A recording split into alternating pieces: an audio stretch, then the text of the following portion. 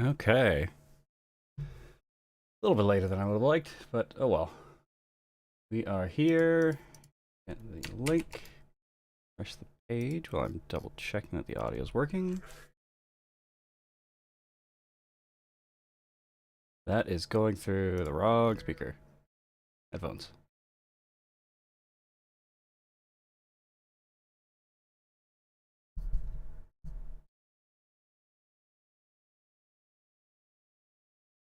Okay, looks good.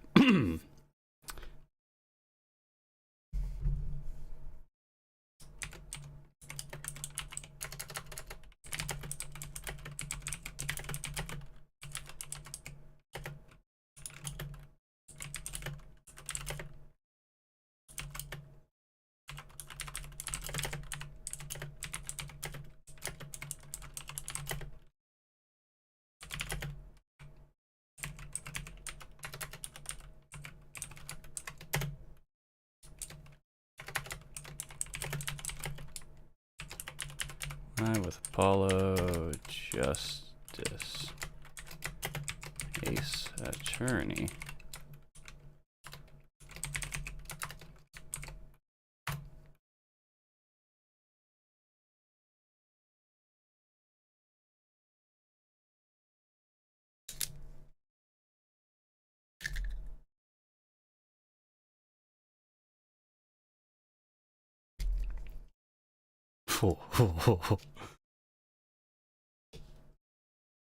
Let's oof.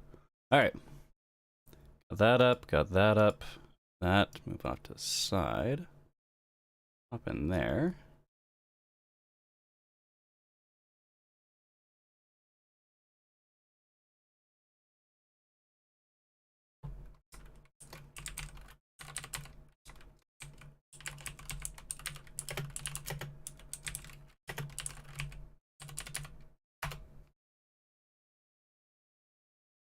Alrighty.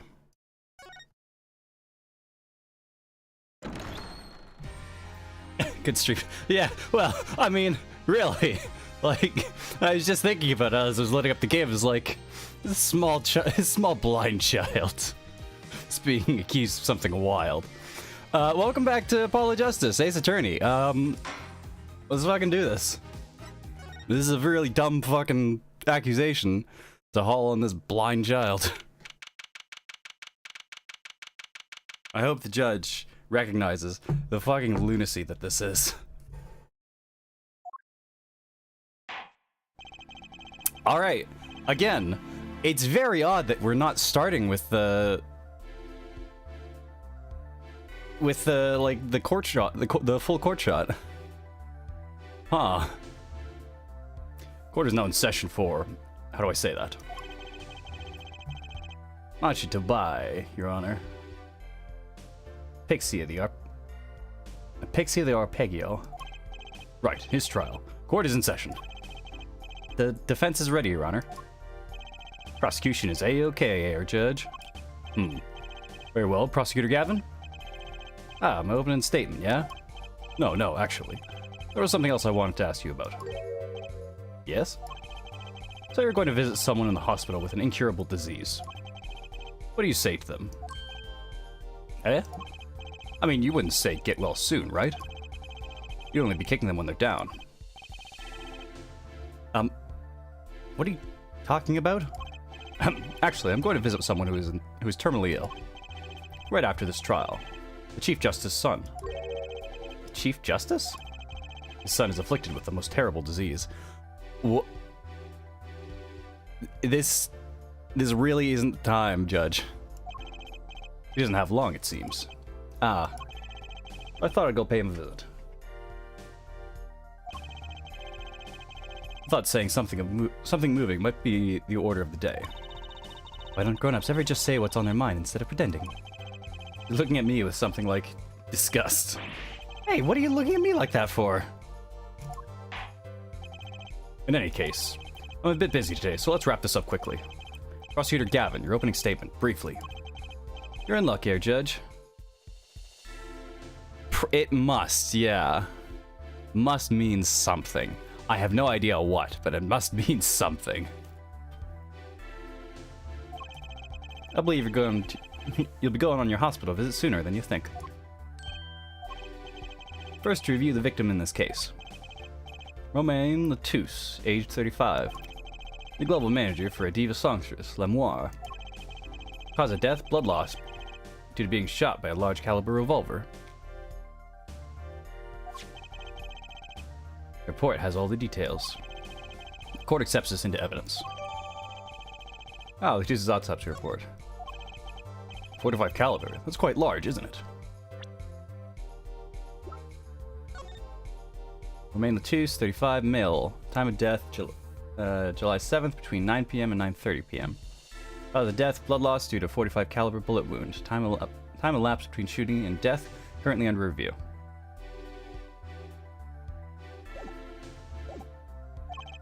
A direct hit from that could knock a man off his feet.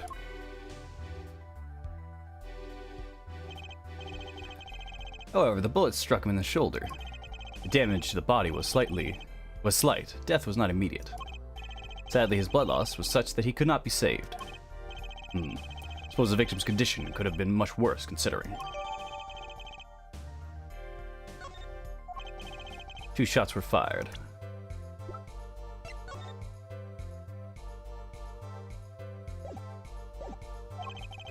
One shot missed, the other penetrated and passed through the victim's shoulder. Both bullets were found on the wall at the scene. Observe the diagram.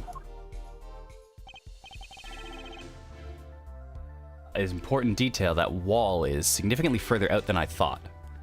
The that accordion wall. This is where the bullets hit. I see. The court accepts this evidence.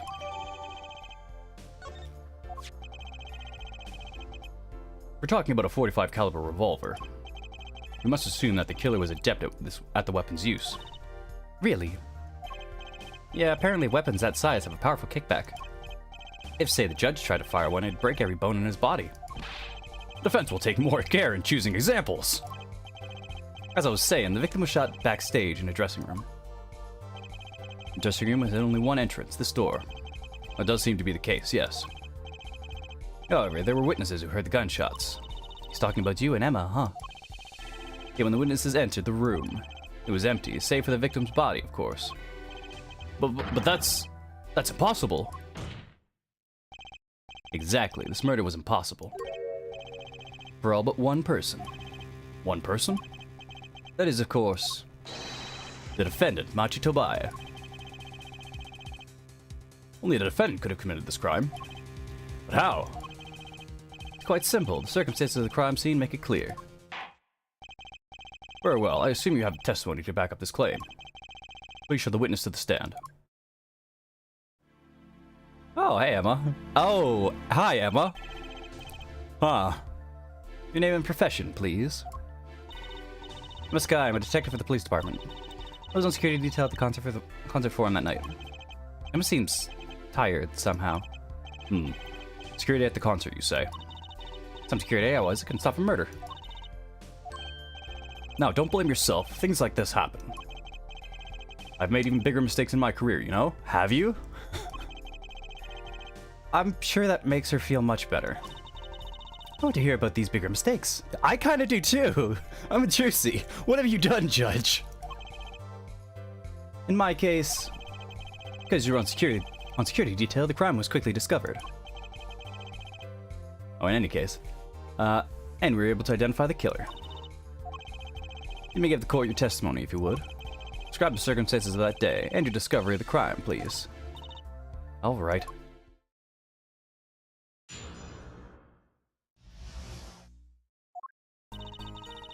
Night of the murder, I was on security backstage with Prosecutor Gavin's request. Only people involved with the concert and someone were allowed backstage. At the beginning of the third set, I heard shots. Went to the room filled with blaring rock music and found the body. I examined the scene and determined that only the defendant could have done it. What? It was lucky that a detective was the first on the scene. What do you mean you determined that only a child could have done this? What? Fucking... What the fuck, Emma? The door was the only way out of the room, right? Yeah, pretty much. How can they say that Machi did it?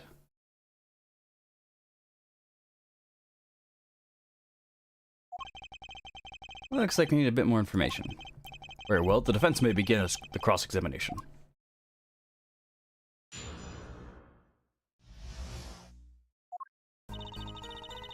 Murder was security backstage at Professor Gavin's request. Prosecutor Gavin's request. Only people involved in the concert in some way were allowed backstage. We were let in, though. I didn't know about that. I certainly didn't invite you. I gave the Fraulein special permission to be there. I wanted to see you again. Oh boy, did you hear that? We're officially involved now. Gee, great. Some other hanger-ons tried to get backstage, but I drove them off. So no other outsiders were there then.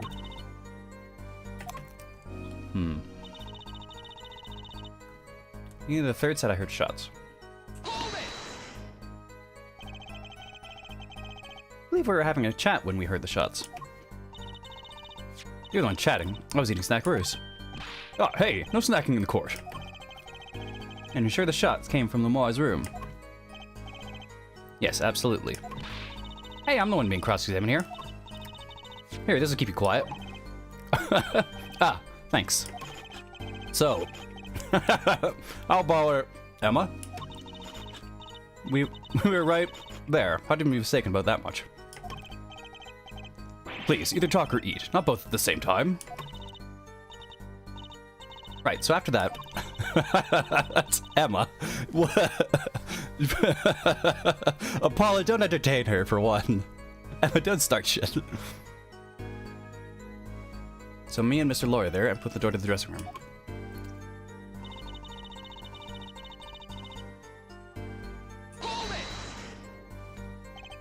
Rock?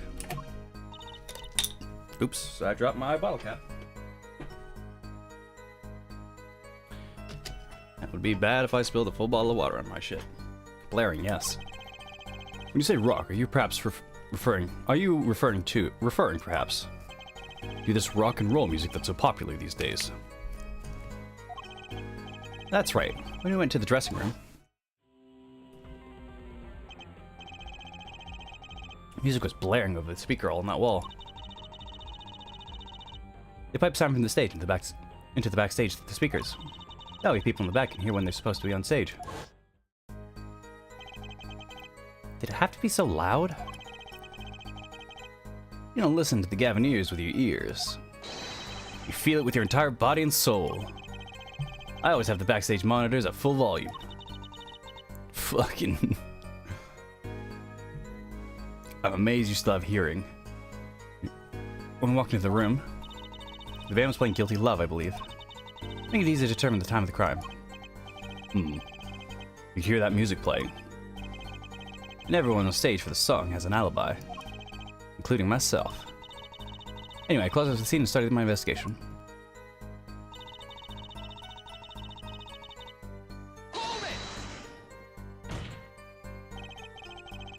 How could you know something like that? What I said was clear from the circumstances. Listen, you know there's only one exit from the room, that door. Small window only opened a tiny crack. I was standing in front of the door. So how could the killer have fled the scene? There's only one possibility, the air vent. Ah. That air vent was too small. Who could possibly... Exactly. There's certainly no way you could get through them. There's certainly no way you could get through, nor me. The only one who could fit through was a child. A child. Remember, access to those rooms was limited. Only those involved with the concert were allowed. And of all the people involved with the concert, only one is small enough to be considered a child. The defendant. The pixie of the arpeggio. Lit it up toward the sky. And disappeared from the scene of the crime. But that's just conjecture. Oh? There was no other way out of that room. You were there, you should know, Air Forehead.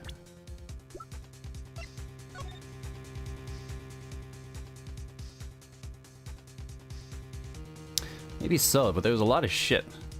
Like, very possible for you to fucking hide. And there's another vital piece of evidence. Evidence? What? Marks found on the air vent grill. Traces that had recently been opened. Wait, what? Something else was found, quite clearly. The defendant, Machi Bulai's fingerprints. What? What?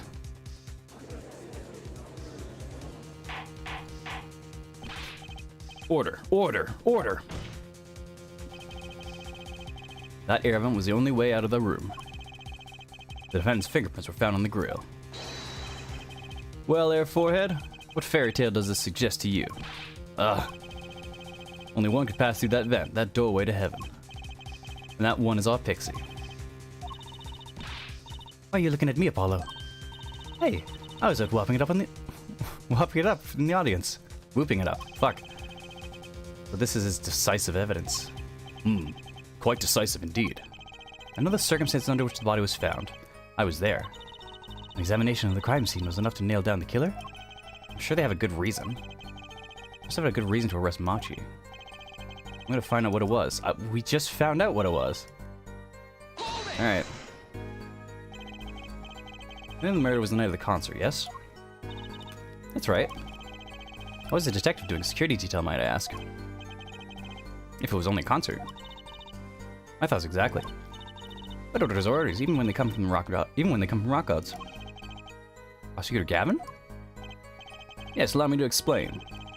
I smelled something that day, you might say. The stench of a conspiracy. That day at the concert hall. Conspiracy? Well, isn't it obvious? My keys, that whole morning, no, the whole day was ruined. It's all because someone stole my keys. Couldn't ride my hog to the show, I couldn't open my guitar case. There he goes again.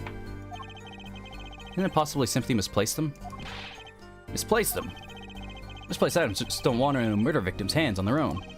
What's this? Prosecutor Gavin, if your keys were in the victim's hands, that makes you a prime suspect. That's fucking stupid. Could be, yeah. Could be. Love, slow acting and new. Astro Quinine is waiting for you. What?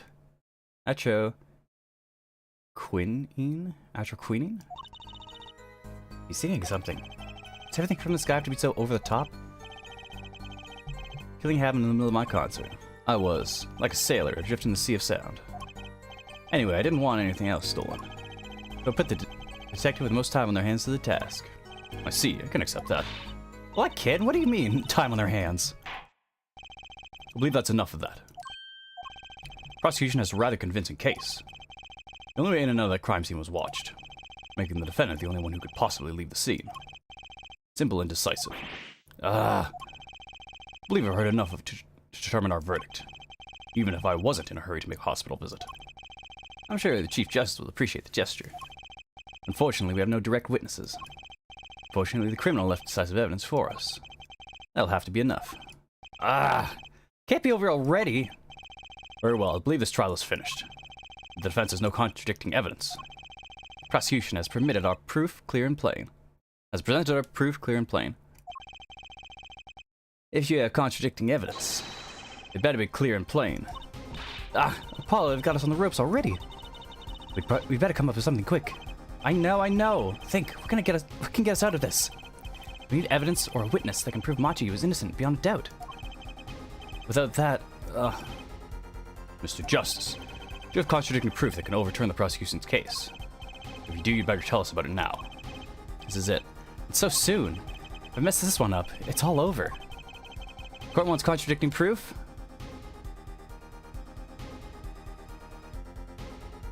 Show evidence, call a witness.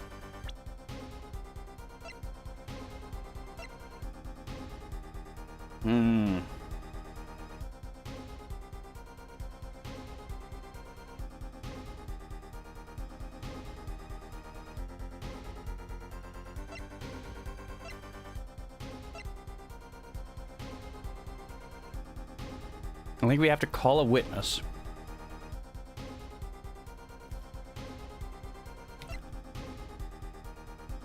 We call Lemoire to the stand. And hope that she gives Machi an alibi.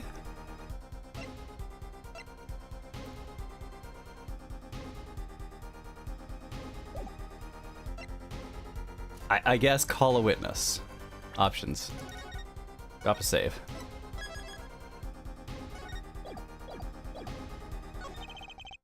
Prosecutor Gavin, you claim that there were no witnesses to this crime. Are you absolutely sure? Absolutely, I swear it on my career as a prosecutor. And on my million-seller hit song, Atroquinine, my love. What the fuck does that mean? I gotta look it up now. Hold on. Pause the stream. Atroquinine.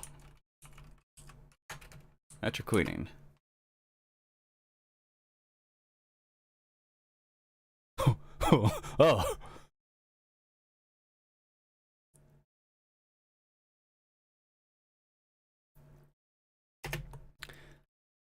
Pronounce. How to pronounce. Atroquinine. First result is on the Ace Attorney wiki, so let's let's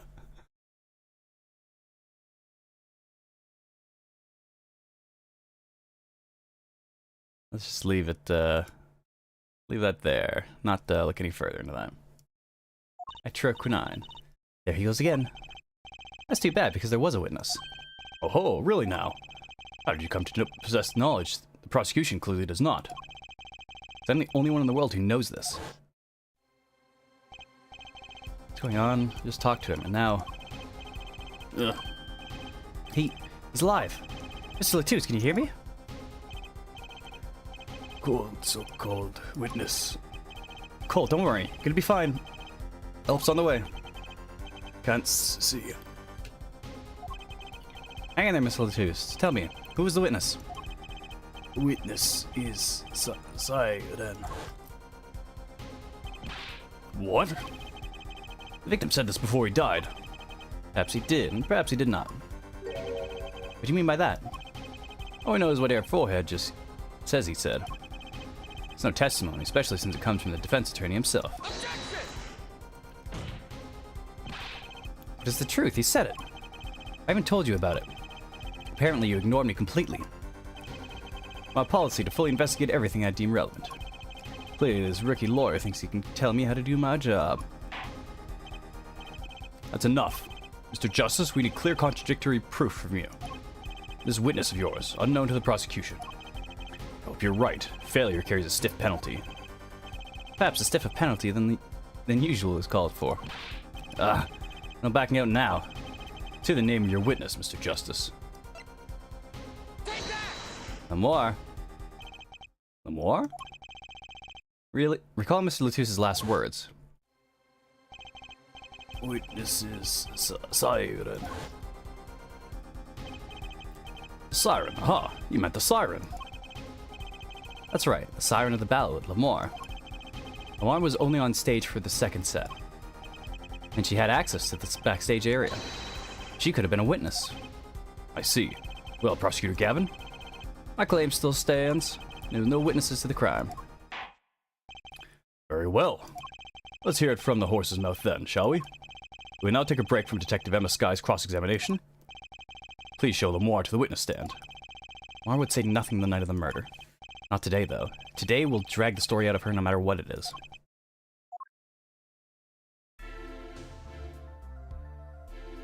Okay. This is a fake Lamore.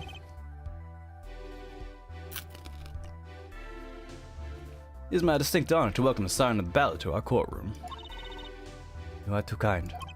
Ah, you can speak English? Yes, I can. No, I'm not very good. There's much I do not know.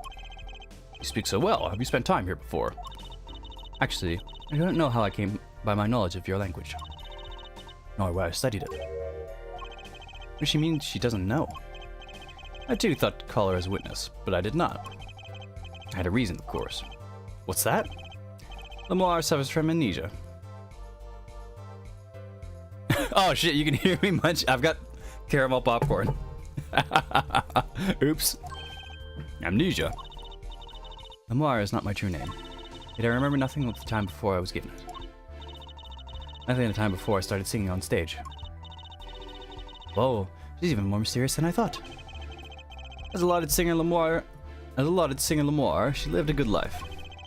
And there were little difficulties for her thanks to her success. Yet, I do not wish to subject her to unnecessary stress. I see. I care surprisingly little about pupils' pasts. You have nothing to fear in this court, Lamar. Thank you. There is something I do not understand. I'm being called as a witness. What might I say? No one will tell me anything what happened. Lamar, let me be frank. I do not want to ask you up here to testify. Yet that young gentleman with a wide forehead over there was adamant that you stand. Oh my. Congratulations, Apollo. You're the bad guy. Well, now that you're here, please give us your testimony. If nothing else, the sound of your voice is welcome. Tell us what you saw the night of the crime.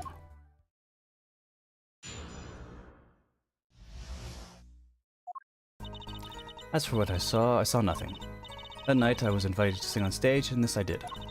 I had not returned backstage after the second set. I was led by the police to Mr. Gavin's dressing room and told to wait there. That was where I learned something had happened, but I wasn't told the details. There is a significant time gap. I must say, you sound wonderful just testifying. I hope he was too distracted to hear what she was actually saying. There you have it. She saw nothing that night. Now we can only pray that the defense has the sense to admit defeat, and refrain from detaining her for longer than need be. Wow, you just got badder, Apollo. Way to go! Very well, Mr. Justice. Keep it short and sweet. Laura wouldn't talk to me the night of the crime. She must know something. I've got to find out what.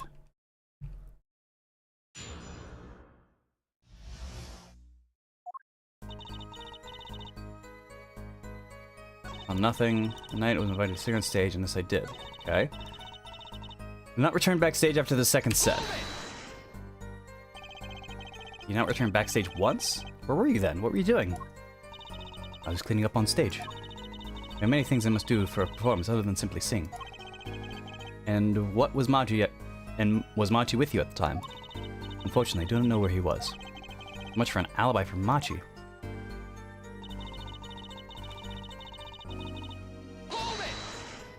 I'd better the police. It's Machi, correct? How was he then? He seemed as he always does. Though I believe he was shocked by the news of Mr. Lutus's death. Yes, he's not the type to show much emotion. Yes, he's given the police no end of headaches. He answers most questions with silence, and those glinting frames speak nothing. Questioning hasn't gone very far. We sat together there waiting.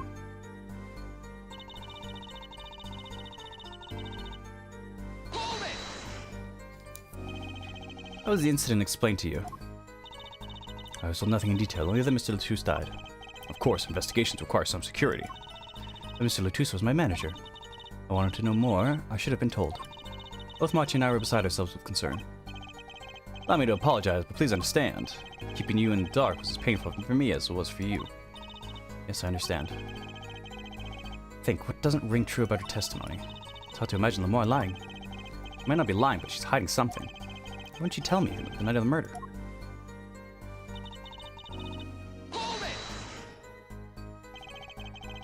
Must have seen something.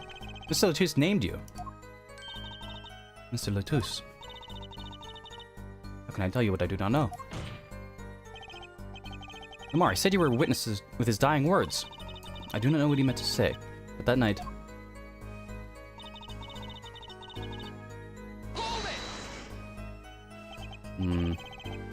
It was a great concert. You heard me sing, thank you. I was hoping to get an autograph later, actually. Of course. Mr. Justice, this is a cross-examination. You're out of line. If anyone deserves an autograph here, it's me. Oh, one of my gavels would be nice. Hey, Judge. What is this? It's my autograph. Now keep this trial moving. What? Oh, my grandchild would be so happy. Apparently his grandson is a big fan. Let's continue, shall we? If you would, Lamar. That's what you did after your stellar performance.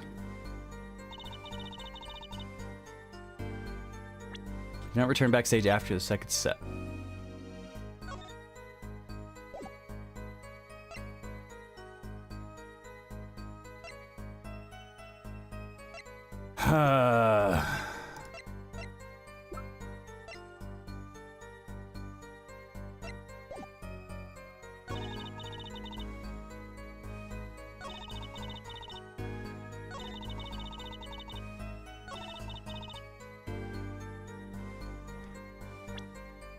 What do I got?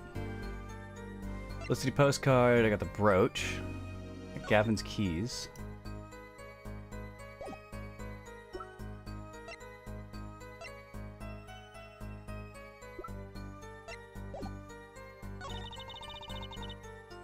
Led by the police to Mr. Gavin's dressing room, told to wait there.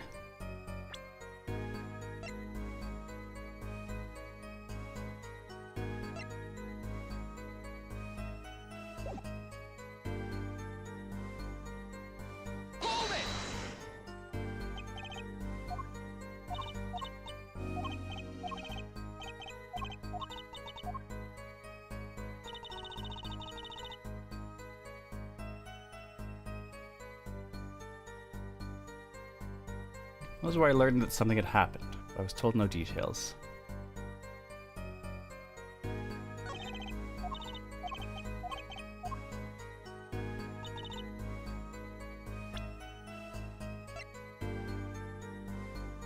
More saw nothing. I was invited to sing on stage, and this I did.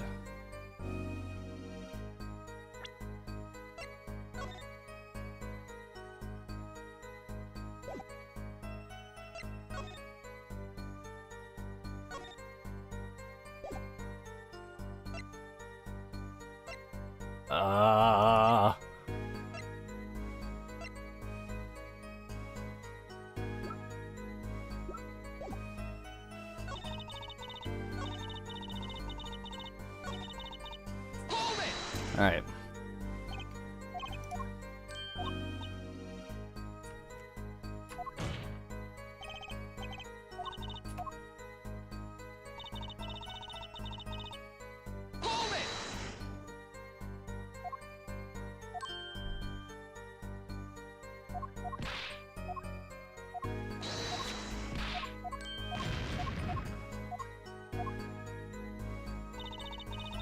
Okay. Now return backstage after the second set.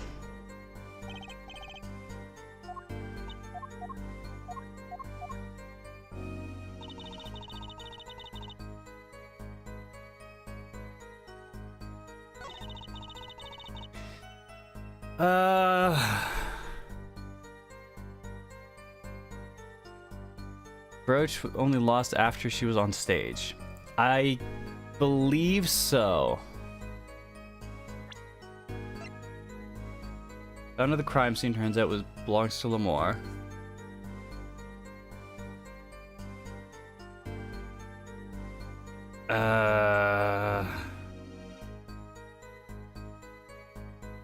Yes.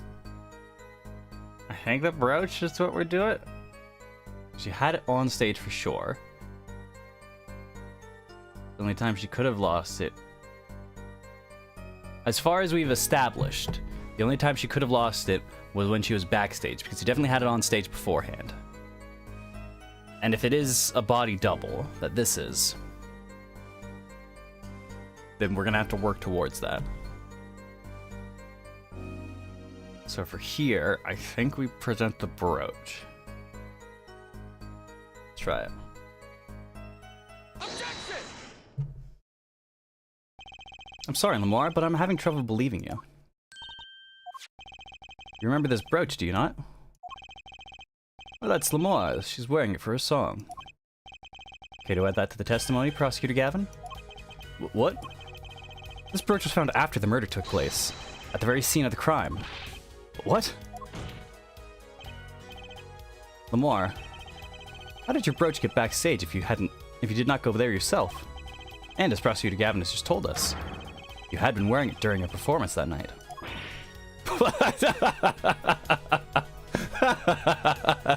Really? That's the damage? that's real goofy. What is the meaning of this? Lamar, please explain. Lamar?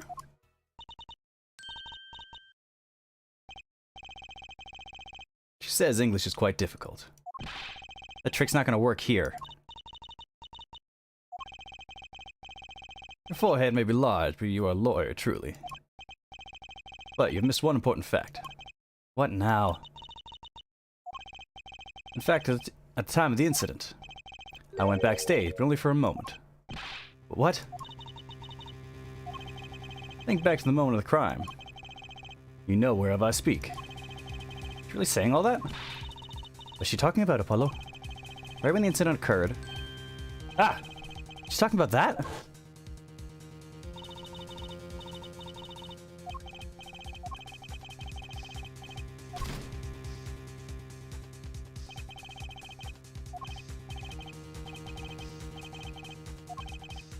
Called witness.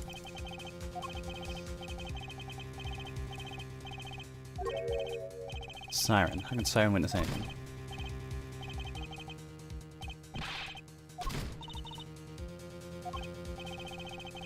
You see anyone just now, huh? No.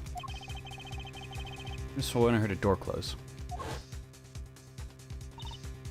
I looked into the room.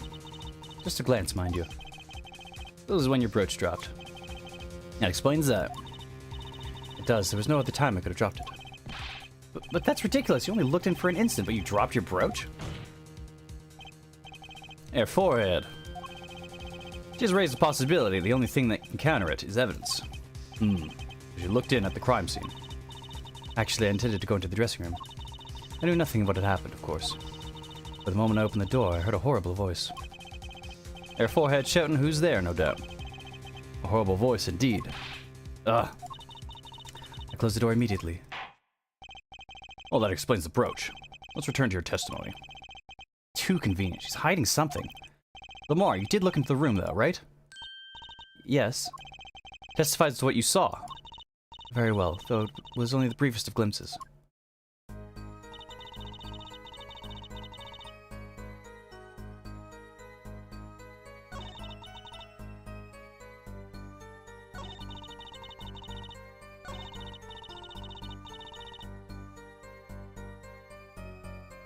Late Mr. Tooth's body was behind a wall.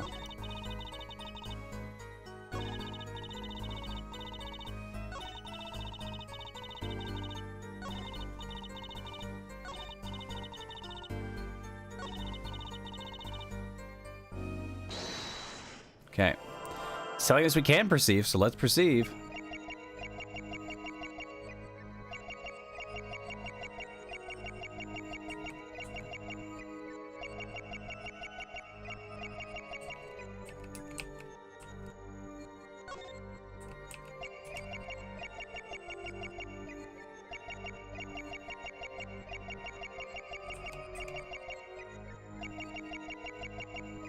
She was swallowing during that second bit.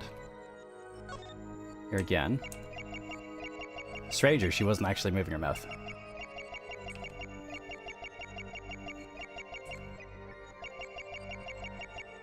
That's weird. That's weird. How are you doing that? I saw nothing. Oops. That's not what I wanted. Perceive. Nothing. Gotcha! Late Mr. Latusse's body. Late Mr. Latusse's body, you say?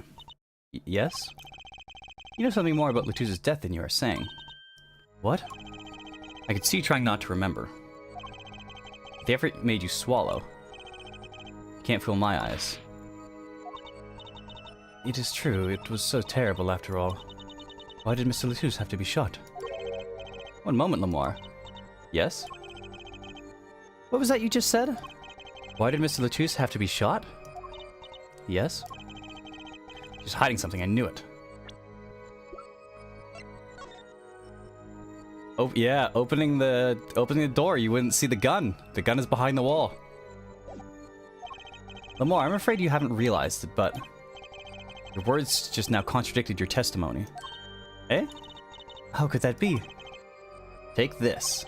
Lamar contradicted her own testimony, and I have the evidence to prove it. Map. Take that!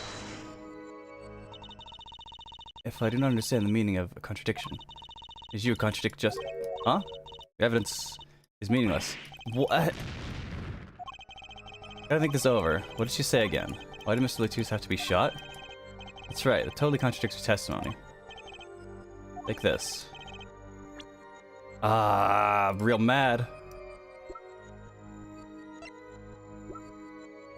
Is it pistol? Take that! What? Why did Mr. Latus have to be shot?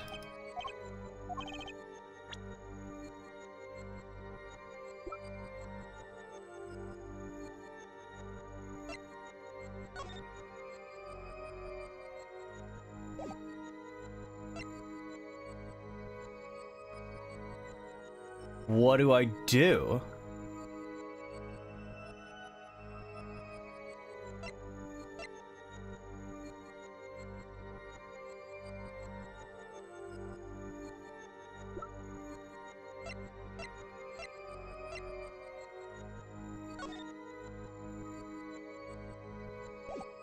What do I do?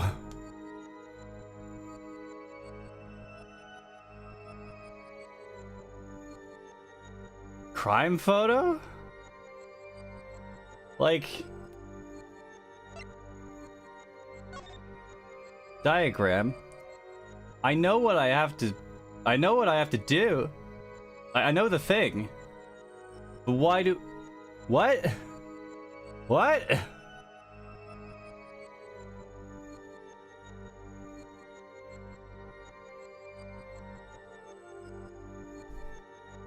What do I have to...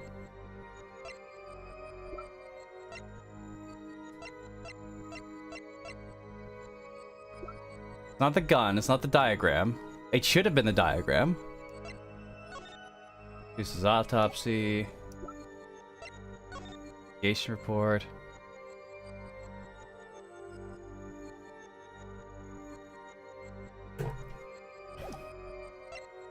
Lyric sheet.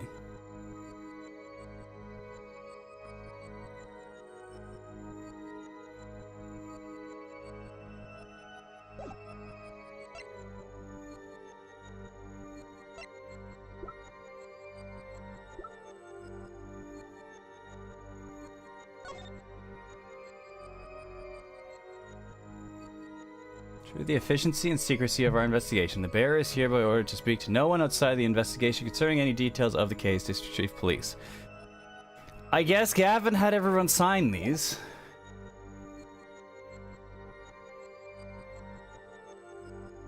Information concerning crime is restricted to police and related parties. So she wouldn't have known that he had been shot. In there for just a moment, she couldn't have seen the gun. I mean, that's the only other thing that...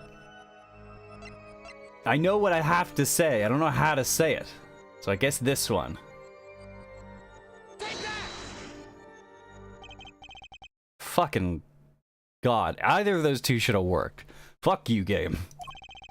How did you know he had been shot? Well, immediately following the incident, a gag order was placed at the scene. This is a document proving that. In your testimony, you told the court... No one told me anything about the incident. Oh, fuck you, game. Furthermore, you testified that you had seen nothing. You knew that Mr. Latus had been shot. How could you have known? So we're just catching her on perjury. But it's not perjury that matters. It's like... Yeah, who cares? People perjure themselves like that literally all the time in this court. In front of this very judge. Who gives a fuck? Like... She wouldn't have been able to see the gun, so she wouldn't have known he was shot. Lamar, you aren't hiding something from this court, I hope. That sweet song of hers was sounding a little too sweet. Now I remember. Please allow me to add to my testimony. Of course. We all want to know is... All we want to know is the truth. She looks kind of pale, huh? She saw something, I know it. Even the victim said so. Some bullet holes in the wall and knew the tooth had been shot. Present diagram. Lamar, they call you the siren of the ballad. What lies are hardly becoming of such a creature? A put-down worthy of our prosecutor, Mr. Justice. Such put-downs are hardly becoming of you, Apollo. Stop polishing your forehead and start polishing your character, yeah? Come on, can't that be cool for once? Observe the diagram. Lamar, you looked in from the door just for a moment, correct? Yes, that is so. There were bullet holes in the room, yes? But they were in the wall the door is on. Huh? You see, assuming you immediately glanced in the room, you couldn't have seen those bullet holes. Yark! What? Lamar. Yes? I'm afraid the defense has raised a good point. It appears you have been holding back something. And I must tell you? I must tell you what it is I saw? Yes. This happens in... The happenings in this trial are being recorded. I'm certain it will be on the news in Borgina. You understand your reputation is at stake. It falls on you to avoid tarnishing it. Personally speaking, I still believe that cross-examining her will yield us absolutely nothing. But she knew how Mr. Latouche died, and he named her as a witness. You must have seen something, Lamar. Very well. Lamar, please continue your testimony. Very well, I shall. God. I'm away from the stage to the backstage exit. There's something like a window there. That's how I saw. What? There were 2 shots. I couldn't do anything to stop it. But it wasn't Machi. It was a grown person. I know it was. So you did witness the crime. And the killer was a grown person, you say? Ah, this is my first time hearing this, I assure you. Nice play, Air Forehead. Very well, Air. Mr. Justice. You may begin your cross-examination. Great going, Apollo. You were right about Lamar. What's wrong? You don't look too happy. This whole thing smells fishy. That's what's wrong.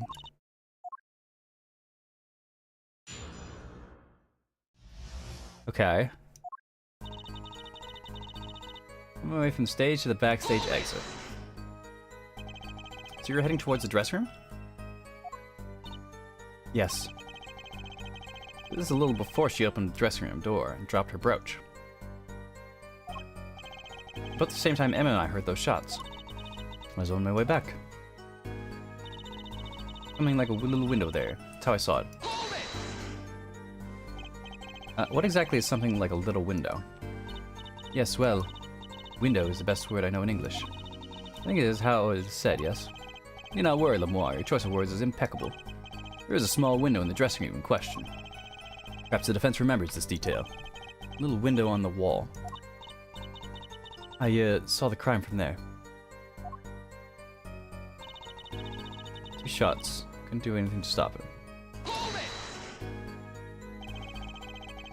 Are you certain you heard 2 shots fired? Yes, quite certain. I was on my way to the backstage exit. But then I heard a faint sound, like gunshots. Wondering what it had been, I peered through the window. That is when I heard the second gunshot, much closer. And there were 2 bullet holes at the scene. No contradictions so far. It all happened on the other side of that window. There's nothing I could do. It wasn't Machi. Wrong person, I know it. It wasn't Machi who shot. Are you sure? Yes, quite certain. It amuses me that you would question her testimony. It is testimony in your favor. Isn't it my job to object? Yeah, Apollo. What were you thinking? Tracy, let's just listen to what Lamar has to say. Can you tell me how you were so sure? Yes, of course. You see...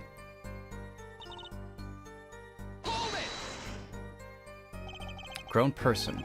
It's a little vague. I'm sorry. My skill with your language is lacking, I know. Certainly you could at least see whether the shooter was male or female.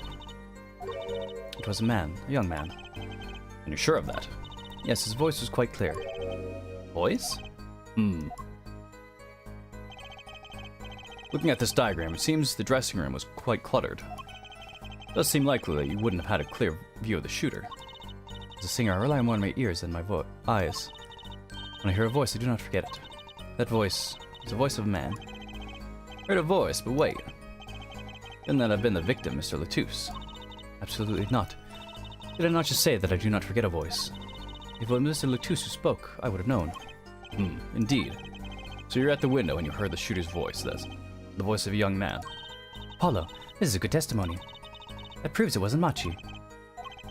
Indeed.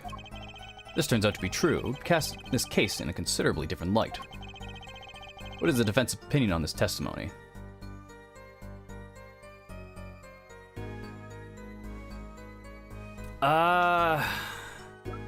It's good or it's contradictory. I guess it's contradictory? Because there's some real loud fucking rock music being played. I guess it's contradictory. It pains me to say this. There's something about Lamar's testimony that rings false. Ha! Bravo, Air Forehead. You're colder than I thought. I'm sure you remember what the problem is as well as I do, Gavin. As had been established, no grown man could pass through the air vent.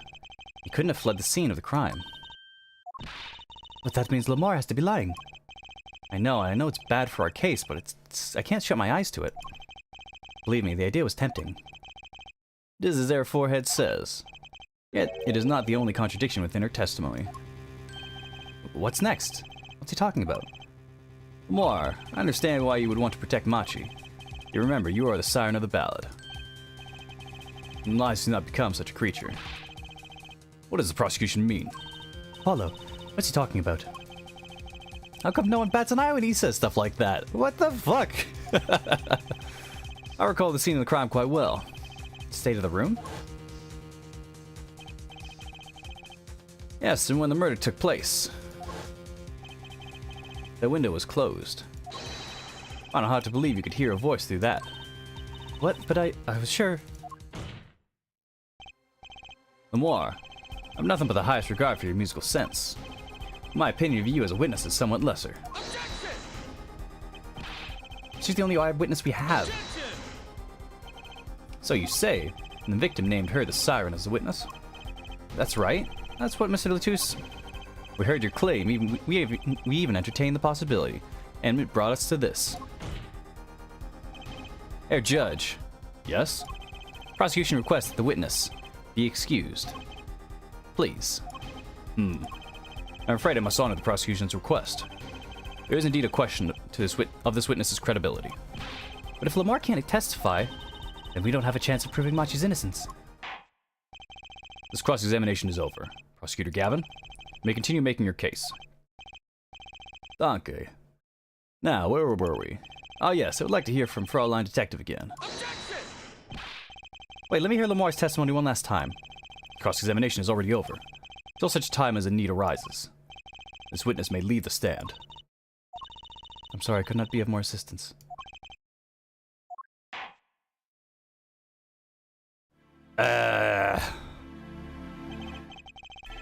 At last, back to the real trial. Ready, Air Forehead. I hope I didn't just miss my only chance. Fraulein Detective, how far have we gotten until we were so rudely interrupted?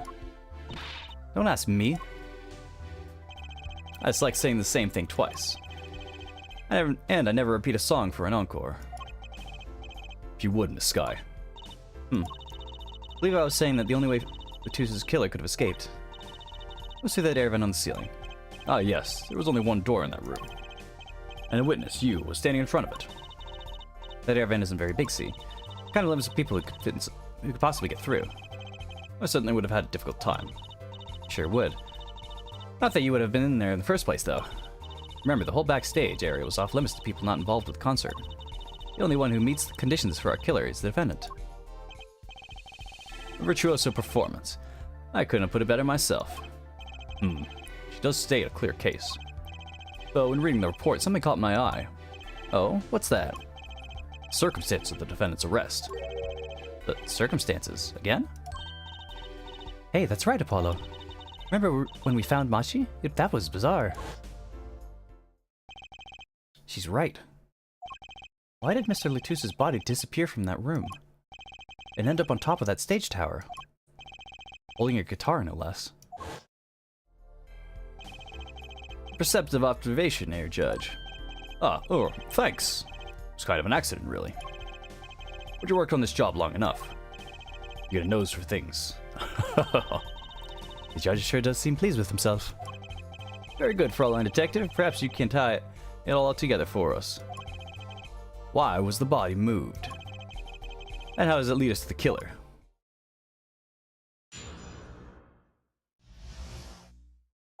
I believe Machi sold the body because of some lyrics. He moved the body to match Lamore's song. I don't know that's quite the motive to kill the victim. And Machi practically left his signature at the scene. All of the evidence clearly points to the defendant. What? Lamore's song? Yes, the guitar serenade. You noticed it's code too, did you not? It's code. All the events of that day follow the lyrics of our song. First, the keys my heart held onto so tightly were stolen. Then, Prosecutor Gavin's guitar burst into flames on stage. Mr. Latus's life was taken by a bullet. The rest hardly needs explanation. Guitar, up together in the sky. That's mad. Like a story out of some fairy tale. I admit I'd forgotten the song. There it is now, waiting for me. The grand finale, as it were. Hey, you know I was the one who first noticed that. Heard her jumping rope to songs and counting songs. But killing? It's a wild world out there, Judge. Very well. We've heard one song and dance. Let's get on to the next. The cross-examination. Not sure I'm gonna be doing much singing.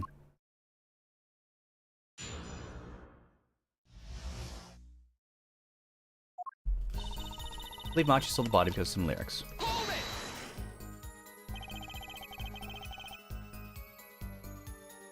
Who would steal a body just to match some lyrics? I didn't believe it myself, but it just can't be a coincidence. It's as Fraulein Detective says. Let's begin with the first verse, if you would, Fraulein Detective. What? You want me to sing it? You are the witness, yeah? Or did you want me to sing it? I warn you, my fee as a vocalist is not trivial. Fine. Look at the first part of the lyrics, shall we? You stole away keys my heart held onto so tight. Indeed, my favorite heart-shaped keyring was stolen that morning. Next, we go to the right page of the lyric sheet. We find, burning on in my heart, fire burn my love away, all away.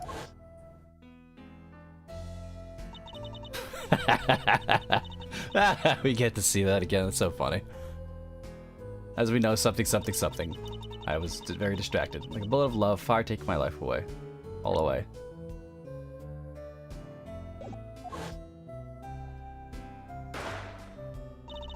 Mr. Latus's life was taken by a bullet. Bravo, Fraulein Detective, you're singing. It's not bad. Now for the finale. Guitar up together in the sky.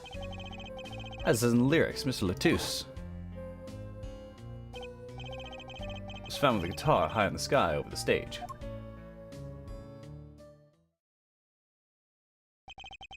No series of coincidences could be so well conceived. He's right, scientifically speaking. What would Waki have said? That concert was whack? It's hard to argue when she pours her heart into it like that. Anyway, the shooter...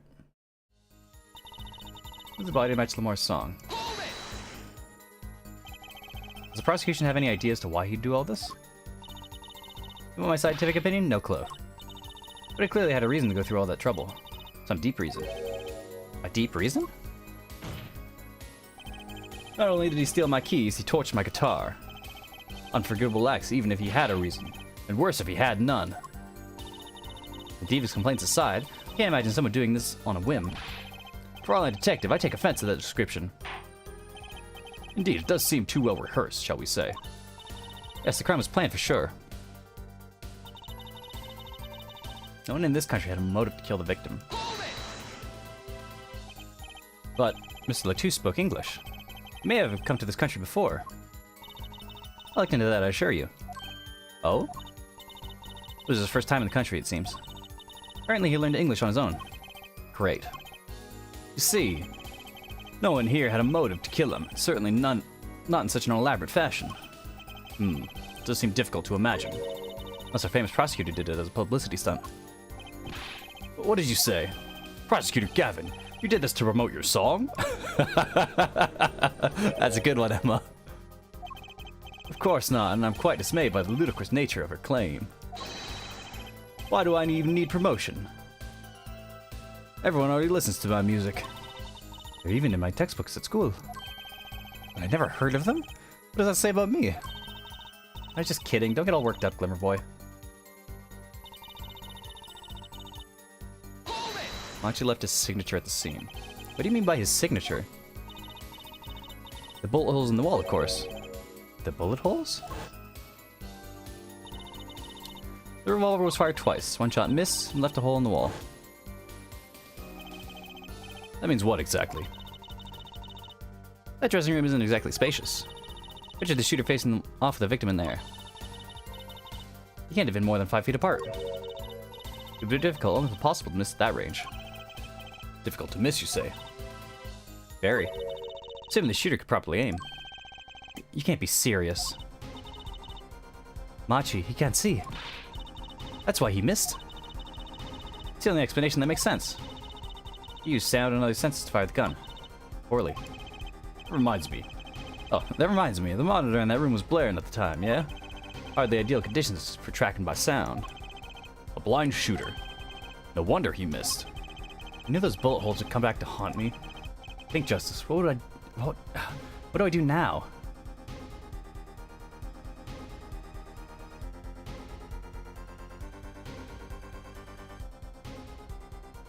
Raise an objection.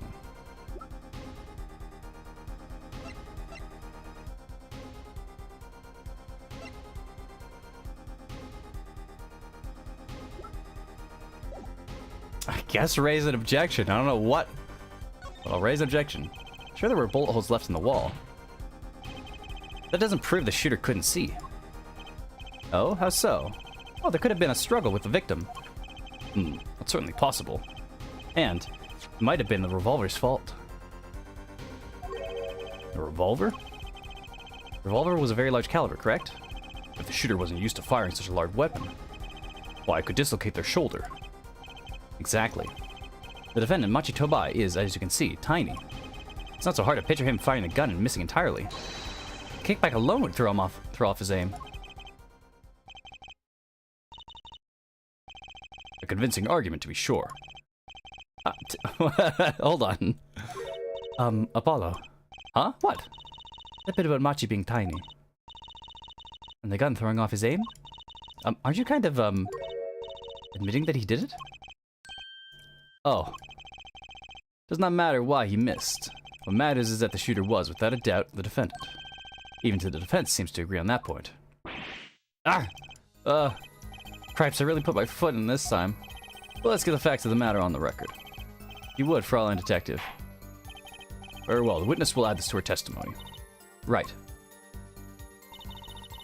Say the crime scene, I conclude the shooter was blind.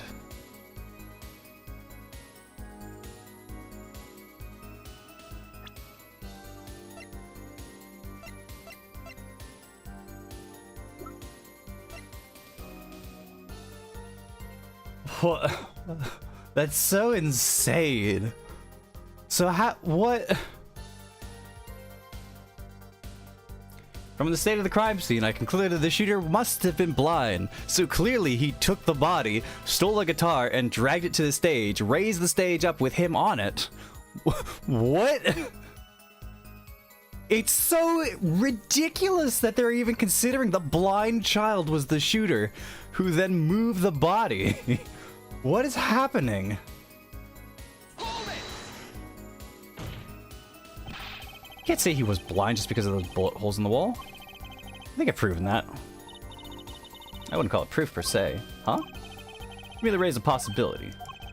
Fraulein Detective has made a most logical conjecture based upon the evidence. Of course, if there is more evidence than just bullet holes, the defendant was the only one who could have escaped through the air vent. Objection! But wait, if he was blind, how would he know about the air vent in the first place? Ah, a very good point. Well, Fräulein Detective, if you would care to explain. Certainly seems sure of himself. Call the crime scene if you would. There's a stepladder below the air vent. As it happens, maintenance was scheduled for that day. Custodial staff went around checking all the air vents. I don't believe it. Everyone backstage was told about the maintenance, including Machi Tobai. You would have known that there would be a way out at the top of the stepladder. But that's... Why is this the first time I'm hearing about this? He doesn't speak English! Could have figured it out for yourself. You only need to consider what the stepladder was doing there. Looks like the defensive objection has been squished by a stepladder. Well there, forehead. Out of ammunition, perhaps. Never seen Prosecutor Gavin so aggressive. Maybe he's caught with the scent of blood. Paulo, don't you have something? Anything? You know what we need. Something to prove the killer could see. That'll put him in his place. Proving the shooter was sighted would do it. Would do it. Better take down one of their central points. Do you have any evidence that can prove it, though? Is that evidence that the killer was sighted?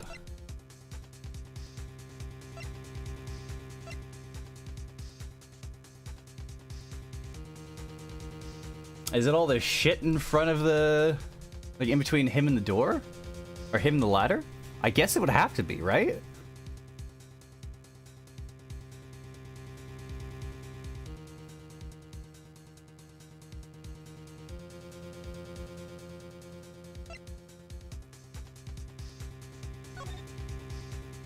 Or no, it could be this.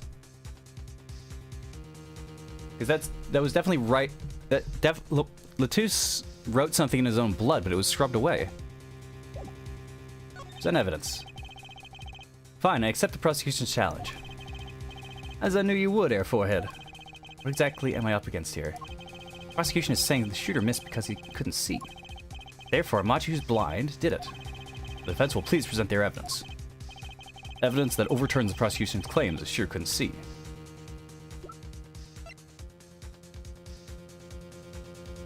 I'm gonna say this, because this is definitely something written out that was scrubbed off. This is that evidence. A photograph of the crime scene? I don't care much for the smirk on Prosecutor Gavin's face. But this isn't no time to think twice. Time to press on. Yes, Your Honor, the crime scene. There's something in there that decisively contradicts the prosecution's point. And perhaps you'd best show us this something. Get your finger out of the breeze and put it to good use, yeah? What? Very well, show us what you're talking about, Mr. Justice. Contradiction at the scene of the crime is this.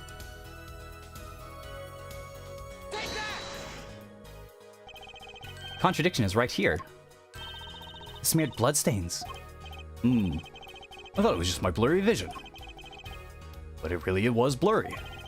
The way the victim's hand is raised above his head. Much like a gesture I've seen many times in this court. It's almost as if he wrote something. Aha, I get it. At least I think I get it. Get what, Fräulein? When Mr. Latouche was shot, he tried to write something. And what would he write but the shooter's name? And what would he write in his own blood? But what would he write it in but his own blood? Pretty good, huh? Thanks for making my point for me. Yes, in fact, that's what I think happened here. It does seem to be a distinct possibility. The victim wrote the killer's name. That's certainly a logical conclusion. Drat. I just wish it wasn't all rubbed out like that. Of course it's rubbed out. Why, if I were a killer, I certainly wouldn't want to leave my own name behind. Neither would I. No one has anything else to say? About what? So the prosecution accepts this. Do you agree that this was the victim making an attempt to record the name of the killer? And that the killer tried to rub the name out? What's your point? What's my point? Let me ask you this. How did the killer know the victim was writing their name? Well, Mr. Latouche was writing something in blood. Once the killer saw that, what it was... Wait. Once he saw what it was? What did you just testify about the shooter? I said they were blind. Ah! Yet the crime scene itself contradicts that. The killer had to have been able to see. Why would they rub out the name in blood otherwise? May I remind the court that the defendant Machi Tobai is blind. He couldn't have been the shooter. Impossible! Order, order, order! Prosecutor Gavin, please explain to me what all this means. I mean, looking at this photo, it seems quite clear that the shooter could see. Yet up until now... Seems I owe the court an apology. The Gavineers are a band with law enforcement ties, yet a murder occurred during our concert. Apparently, this caused some confusion over jurisdiction. As a result, some reports were not filed in an entirely timely manner. I'm not sure I like the vibe I'm getting here. Hey, Apollo, look at him. Why is Prosecutor Gavin all relaxed and smiling like that? Like he knows something we don't. This is like, it's a major, like, Game 1 Edgeworth vibes. I have updated the autopsy report. I've got an idea. Let's rock. With these documents. But before that, I have a question for the Fraulein detective, if I may. What? Tell me, why do you think that Machi Tobai is blind? Huh? What did he say? What are you saying? Of course he's blind. Of course. He's the blind pianist, right? So he's... Doesn't Lemoyne lead him around by the hand all the time? No way. I have a report on the defendant, Machi Tobai. According to this, Machi Tobai can see perfectly well. What? His blindness was merely a publicity ploy by those clever Borginians. He can see quite well. But you said... What did I say exactly? Your forehead, not once in the course of this trial. Now I claimed the defendant was blind. The only one who did was Fraulein Detective. But that's a significant fact, yes. Consider Machi Tobai sees. And he was the only one who could have fled through the air vent. I see no problems with this. What about the bullet holes in the wall? Yes, the bullet holes. I believe Air 4 had neatly explained those for us. He didn't miss because he couldn't see. There's a kickback from the .45 caliber revolver. A simple accident, in other words. Ah! How's that? I'm afraid your objection has just flown off for brighter skies. Ah! This is where the real fun begins, Air Forehead. Yeah!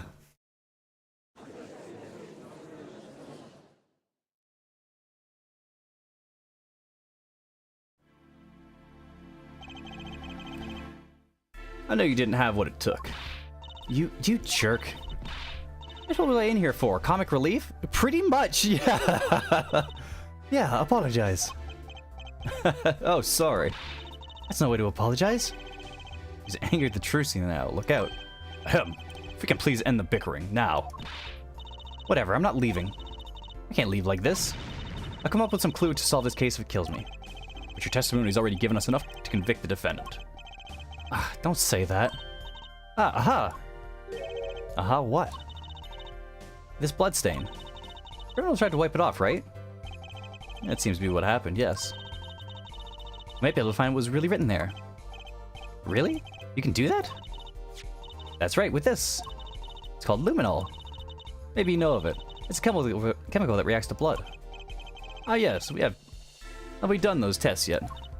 Ah, as if I'm going to tell you. The bloodstains covered a section of the carpet. In order to perform blood tests, the section was removed and submitted.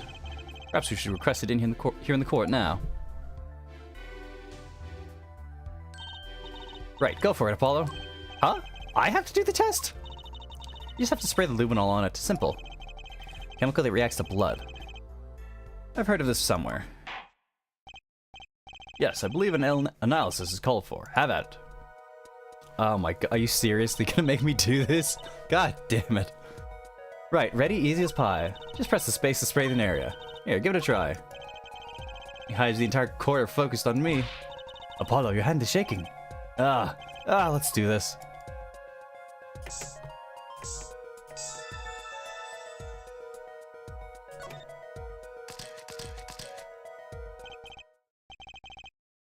Wow, it really works. This must be the power of science.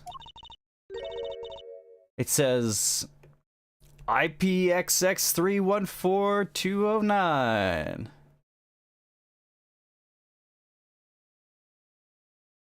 Or it says Specifics GOSH. Hold on. What is it? What does that write out to? If I flip that upside down. GOSH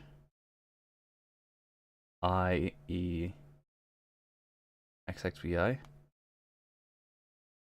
Goshixb. What's a D? Goshixd. Goshix. That would be an exclamation mark. Right? That would be. Yeah. Oh, that's not another X, it's a. Oh, fuck, I don't know, man. Is that the killer's name? Maybe it is. If the killer was a robot. Ha! I have it. What is it? Well, those letters IPXX look. I thought those letters IPXX looked familiar. It's the Interpol ID. It's an Interpol ID number. Interpol? You mean the International Police Agency? Yes, most are undercover agents working to solve international crimes. Why would he write that number? How would Mr. Latouche even know a number like that? It's an Interpol number? Good show for all our detective, rock on. Huh? Your Honor, can we verify this number immediately? We can verify this number immediately. Darian, are you there? Come up to the witness stand. What? Darian, you heard what we need. Go check into this Interpol ID number. Sure thing, give me 30 minutes. No, give me 27. I'm not sure what to think of all this. Prosecution's case is airtight, so it seems. If this number really is that of an Interpol agent. Oh, wait, I know. What if Machi Tobai is really an undercover Interpol agent? What? That would be a possibility. Possibility, yes. One that would mark him as a killer for certain. Why did Latouche know an Interpol ID number? That's what I want to know. If he was an Interpol officer, then this is outside of our jurisdiction. Like, we need to bring this up to Interpol then. Like, what? What? Where the fuck is this going? This is insane. Well, we have some time while we wait for Darian's report. Let's work on unraveling another mystery, shall we? A curious mystery concerning Machi Tobai. What are you even talking about? Fräulein Detective, please accept my apologies. I received word that the defendant could, in fact, see just before the trial began. Seemed too much of a bother to tell you. You had me until the last bit.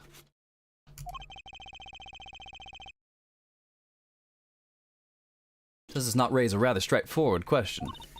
Well, sure. Why did Machi pretend he couldn't see? Exactly. Makes little sense. What do you think, Air Forehead? Huh? Me? Machi Tobai pretended he was blind. You know why? How could he know? Wait, Prosecutor Gavin knows why, doesn't he? He knows from the start of the trial. He's been leading us on the whole time. Something wrong. You think perhaps this is all some kind of game? No, that the moment I heard that report, I knew why. Suppose people who have sold over 1 million records really are something. Why does it have to do with anything? There was a reason why Machi Tobai pretended to be blind. But it wasn't for his own sake. Get the picture now? It wasn't for himself? Well, Mr. Justice, can you present evidence that shows us why the defendant had to feign blindness?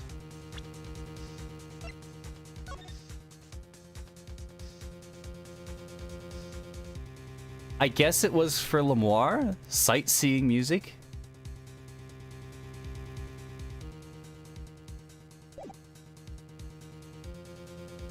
Because...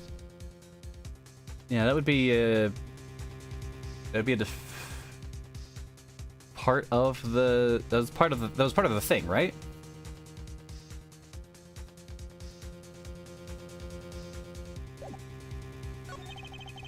Machi had no reason to pretend he couldn't see, which means no, it couldn't be. You chill here, forehead. Seems you've thought of something.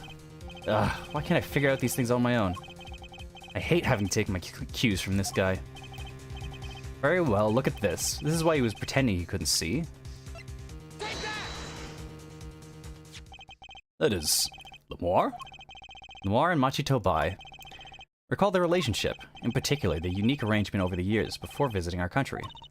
Lamar and her pianist. They would always walk together, she leading him by the hand. Even when they got on stage, she would lead him to the piano. She would walk all the way over there with him.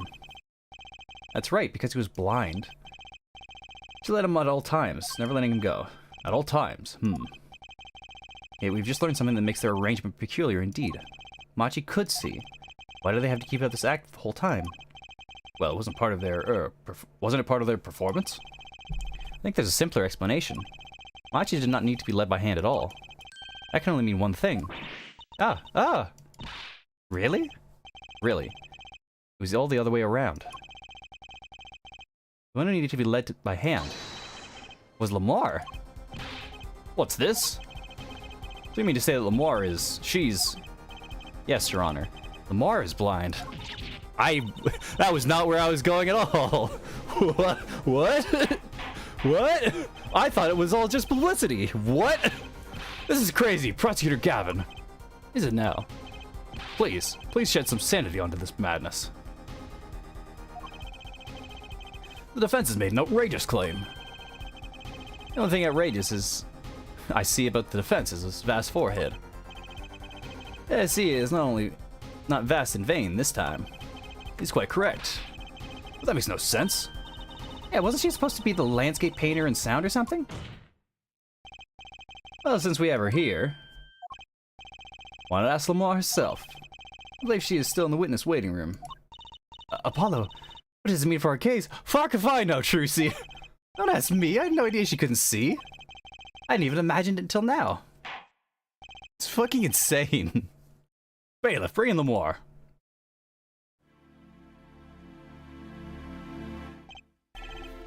Lamar? It pains me deeply to call you before us again in this way. And yet I must. Please do not be concerned on my behalf. Those eyes, she really can't see? Really? It is true. How funny it is that a tiny lie born in the Borginian countryside would one day grow to entangle the entire world. So you are... Yes, as I mentioned before, I have no memory of the time before I became Lamar. Note too that my memories begin in darkness. The word light has no meaning for Lamar. I see. You may recall me saying something toward the beginning of this trial, Air Forehead. What's that? I believe I said it was unfortunate that the crime had no direct witnesses. Ah. Now, Lamar, I must ask you to stand once more. We testify to the court about your eyes. Of course. It was never my intent to deceive any of you. May I begin, Your Honor? That just throws out your whole first testimony. What? Oh, I admit, I'm a little lost here. I think we're all a bit lost here, Your Honor. What? What?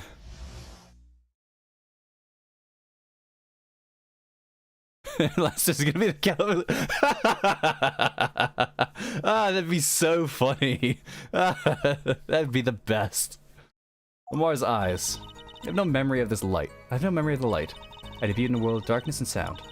Our producer came up with my PR line before he knew this. So, silly as it sounds, I pretended I could see. Everyone on my staff knew, of course, but no others. But this is a murder trial. I apologize. It was part of my contract, you see. I was to keep my blindness a secret no matter what. Music is everything for me. Never imagined something like this would. She told us the truth in the beginning, when she said she saw nothing.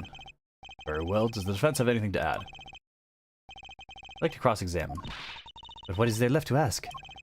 There's one thing in her testimony that bothered me. Perhaps it is best we let you get it out of your system. Someday you'll come to understand the importance of thinking for yourself. Very well, the defense may proceed. However, Beware, this court will not tolerate any questions deemed too stressful to the witness. Okay. There's only one part that bothered me. So let me ask that, and I'll be happy. Oh no. Alright. A memory of the light. Debuted in a world of darkness and sound. A producer came up with my PR line before he knew this. To lay my sound, I had to pretend I could see. Everyone on my staff knew, of course, but no others.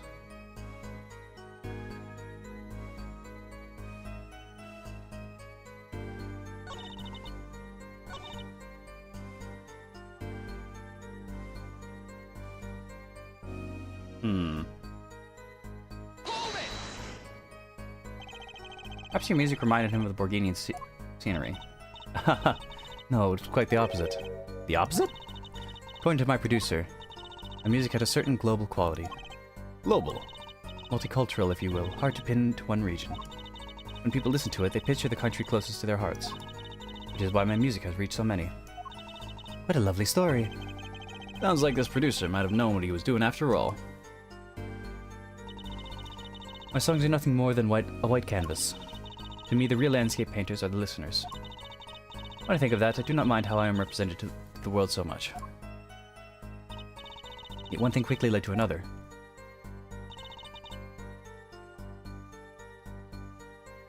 Ten that I could see.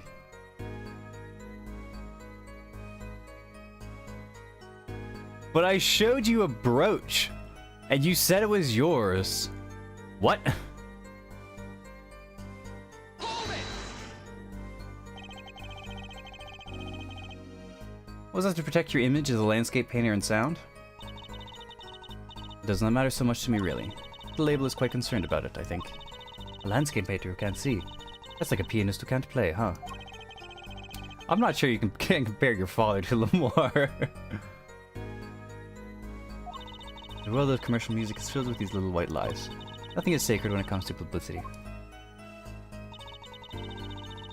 Everyone on my staff knew, of course, but no others. Hold it! When you say your staff, does that include Mr. Latouche? Of course. He was my manager. So he knew. And that's what's been bugging me. Something's the matter, Mr. Justice. I believe I know what's bothering our young defense attorney. You're thinking of when you discovered the body, yes? Is he right, Apollo? Yes, I was. Live. Mr. Latouche, can you hear me? Cold, so cold. Why can't I just start skipping this? I know what he said. He's shown it to me 4 times. Can't see. Hang there, Mr. Latouche. Tell me who is the witness. The witness is Siren. Mr. Latouche told me to ask the witness, and he named you. How would he do that? He knew you were blind. I don't know. Tisk tisk. What did I just say? You need to learn to think for yourself. Meaning what? There's no mystery here if you recall everything he said. Think of his last words once more. The witness, Siren. Heard that many times, along with a little play acting by our defense. I remember them well myself, but that statement is not what I refer to. I mean, what he said before that. Before? Came before that. Ah! That's right, he tried to tell you. When he said can't see, he wasn't talking about himself. He was talking about the witness. I see. Too bad the defense did not. Well, there, forehead. Try relaxing and looking at the facts next time. Ah!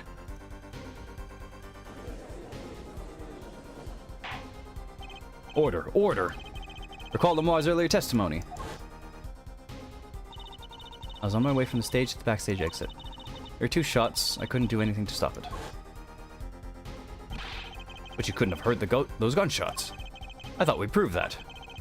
That's not the most important point here. The moment he was shot, Mr. Latouche witnessed her through the window.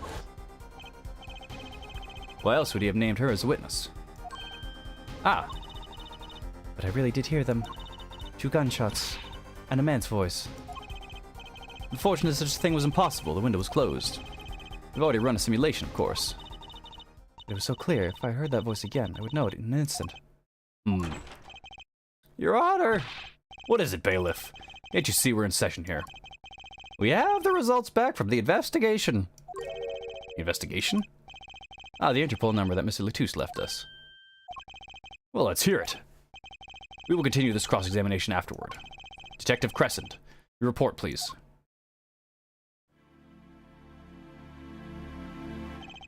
I asked Interpol about that number. I'm sure you'll find their answer intriguing. Quick work as always, Darien.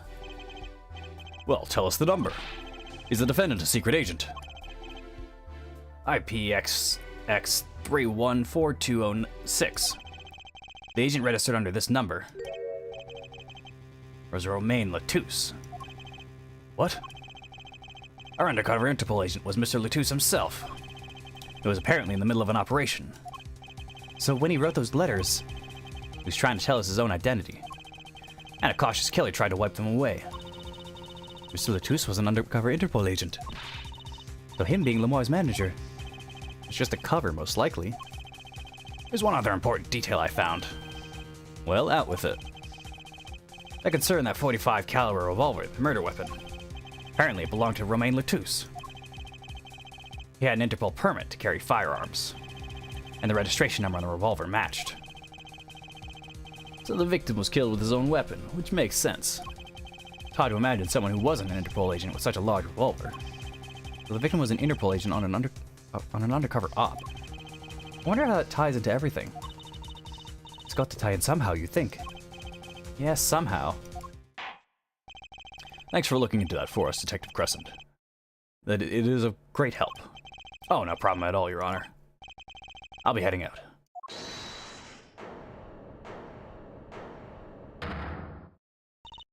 Wait.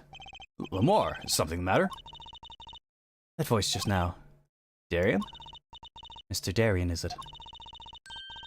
It was him. I am sure of it. It was him? You aren't saying... That voice I heard, talking to Mr. Latouche. When I heard the gunshots fired.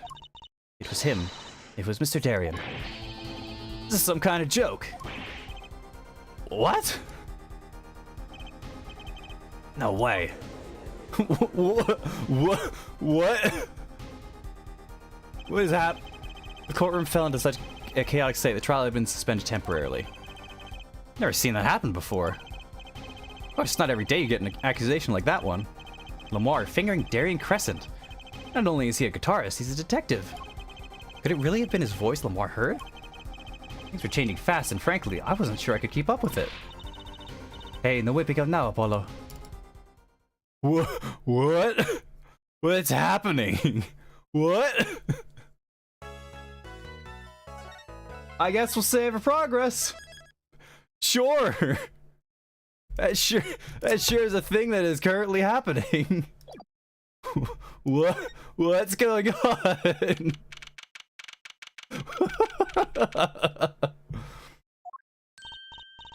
Hey, Apollo. What? Well, you know, actually, nothing. I mean, something, or maybe not. Hell with it. The suspense is giving me an ulcer. Well, you know, the trial today. I was thinking... Yeah, me too. Me too. Well, alright, so... I guess let's walk through it. The order of events that we're assuming has happened is... Gavin's keys were stolen. He taxied there. His guitar was set on fire in the middle of the performance with Lamar. In the middle of the performance, Lamar lost her brooch. After that, Lamar was heading backstage, passing by that window into her own dressing room. There she saw Latouche, or there she heard Darien speaking somehow, and then she heard 2 gunshots. Latouche saw her through the window, and as he was bleeding out, wrote his Interpol ID on the carpet. Emma and I immediately went in with no time for anyone to have escaped. Emma leaves. I've talked to Latouche as he's dying. we hear the door, and then we hear Emma come in right afterwards.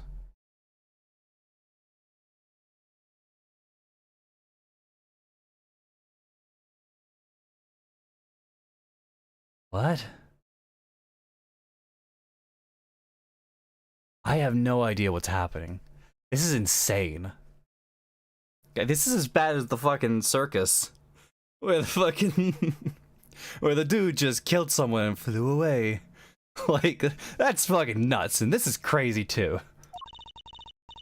If you gave it a score, what score would you give it? Score? Gee. I guess I would, or maybe, well... I'm just as bad as you. See, it's so vague. Clearly. Machi avoided a guilty verdict, which is something. I can't say I'm any less confused about the case.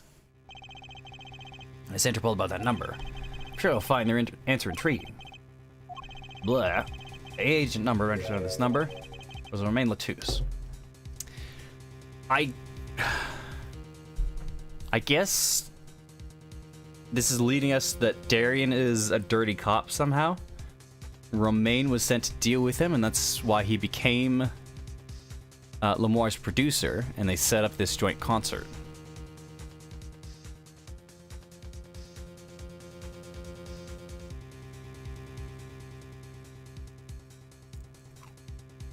No, hold on. Darian would have an alibi because he was on stage playing. So how could... What? So he couldn't have shot Latouche then. What? He was on stage with the rest of the band.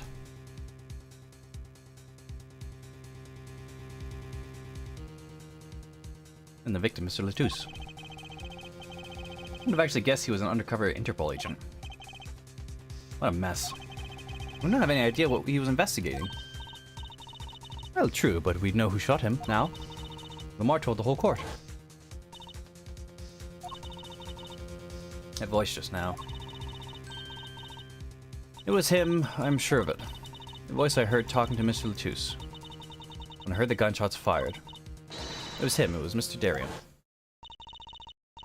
It's another mystery. Apollo, I love mysteries. I don't. Speaking of mysteries, what's Mr. Wright up to? Wouldn't mind asking his opinion. Now that you mention it, I haven't seen Daddy around. What, is he some kind of stray that just wanders in and out at will?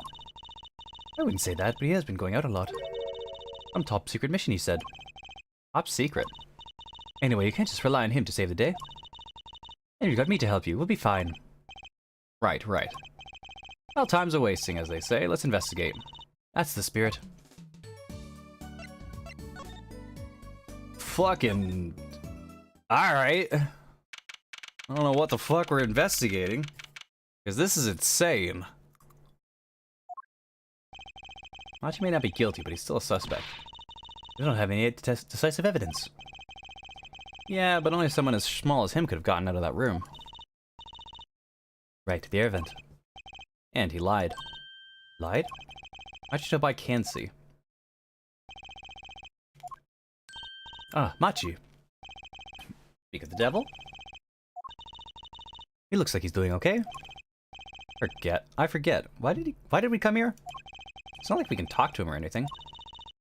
Words are overrated. Feelings are what matters, Apollo. It's kinda hard to build a court case on feelings. Well, since we're here anyway, might as well get what I want to say off my chest. If you need someone to complain to, I'll listen. I think he's actually worried for me.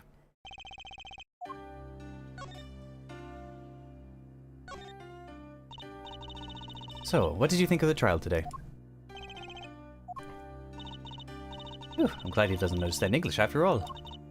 If he did, he would have been scared out of his mind by the trial. Hey, all's well that ends well. Have to be more goal-oriented. If he's innocent, we win. No, if he's found not guilty, we win. Machi might not understand English, but I bet he gets that better than you do. Huh? What? What? I'm glad Lamoire testified. What a great person. She even got Machi off the hook by naming another suspect. Darian of the Gaviniers, the detective. Wonder if Machi knows what happened. I mean, if you could follow if he could follow how the trial went after all. If no one told him there's a new suspect, how would he know? Hey.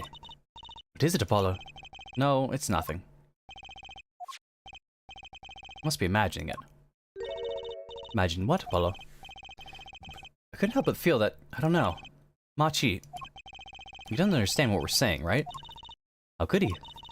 He's a young Berginian. He doesn't speak English. Yeah, but my bracelet is reacting to him. Huh? Maybe it's malfunctioning. Or it's scared because you keep making those I'm so mad faces. Was I that bad? I should lied about not being able to see. What if that's not all he lied about? If you're curious about it, there's only one thing to do. We should ask him. I think it'll take something big to get him some kind of undeniable evidence. We'll be back, Machi. Interesting. We need to show him something fucking wild. Sunshine Coliseum. Oh, it was the exterior. Oh, what a great display. It's perfect weather for sleuthing. Weather matters for an investigation? Don't some days just feel like magic days or defense days? Sure. Let's get started, shall we? Right on. Show us your stuff, Apollo. What stuff? Your voice training. This is the perfect place for it. I did enough at home, thanks. Oh, there's no need to be so shy. Keep that up and you'll never make it on the big stage. I'm happy in the courtroom, thank you. I am a lawyer. Then you're in luck, because it's the lawyer weather today. Don't you just want to face the blue sky and shout objection? Look, the weather has nothing to do with lawyers. Let's get going already.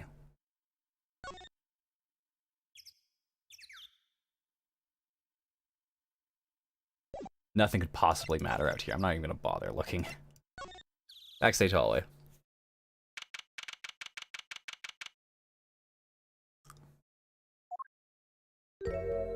Ah, Mr. Attorney. Lamar! I'm so sorry about today, There's nothing you need to apologize for. You're merely defending Machi. Are you okay? Alone, I mean. Humans are blessed with 5 senses. Even robbed of 1, we get by. So it does make being a witness rather difficult. Speaking of seeing... you knew who we were before we spotted... You knew who we were before we spotted you just now.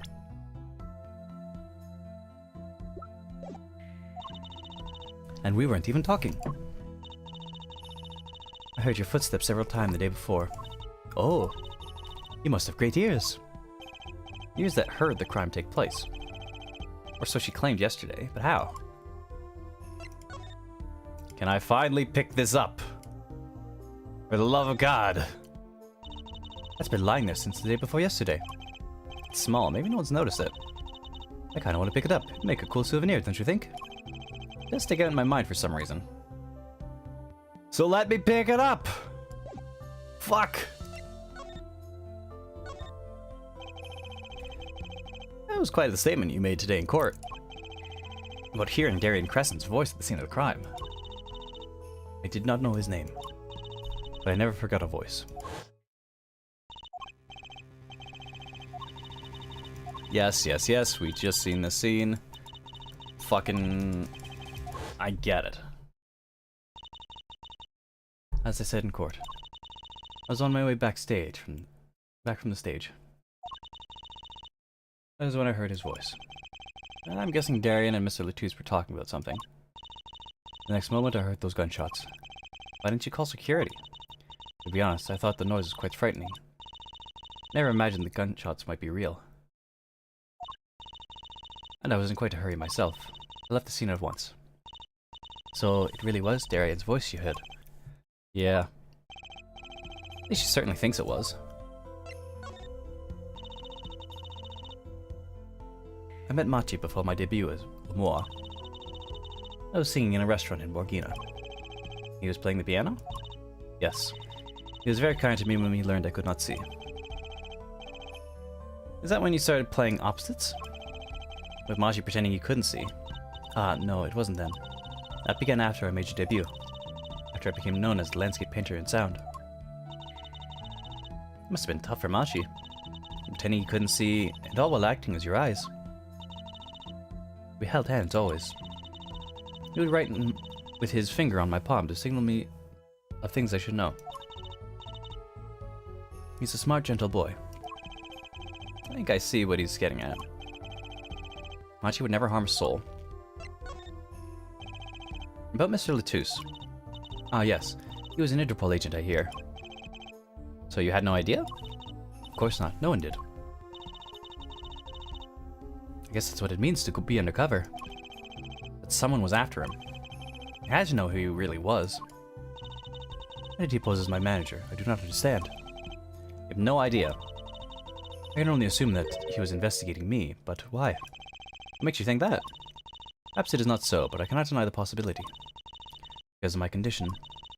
As my present is veiled in darkness, so too is my past clouded from memory. Clouded, right. The darkness that I fear is not the darkness that I see whenever I open my eyes. The real darkness lies in my heart. In your heart? I have no memory of the time before I became Lamore. I woke from darkness into darkness, you might say. I was singing in a restaurant those days. What was it you said about not being able to remember the light? I do not know my past. Perhaps I committed some terrible crime in my past. Everything before coming Lamore is lost to me. But I don't think you... I can think of no other explanation. Why else would an agent of Interpol approach me? Think your past might be related to this case? No way. That seems really unlikely to me. I mean, you're such a sweet person, Lamore. I thank you. Machi too. He tells me this often when I fear who I might have been. It's independent. You think you could tell me about this? Our information about the outside world is somewhat limited.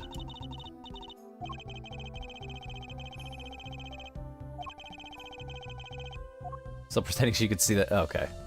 Well, just tell her about the fucking brooch. Hey, what's up with this brooch? Why was it in the room? Did you actually drop it? What? Fucking ask questions. Damn it, Apollo. Why is the brooch still here? After the shooting took place, Lamore tried to come into the dressing room and dropped her brooch. I think that fits with the other stuff we know. You think the timing of when she dropped it is important? Yeah, something about it bugs me. That's for sure. Look at the way those bullets tore through this thick wall. That revolver really was something else. I wonder if someone as little as me could even fire it. Dislocating your shoulder would kind of put a crimp on your stage career.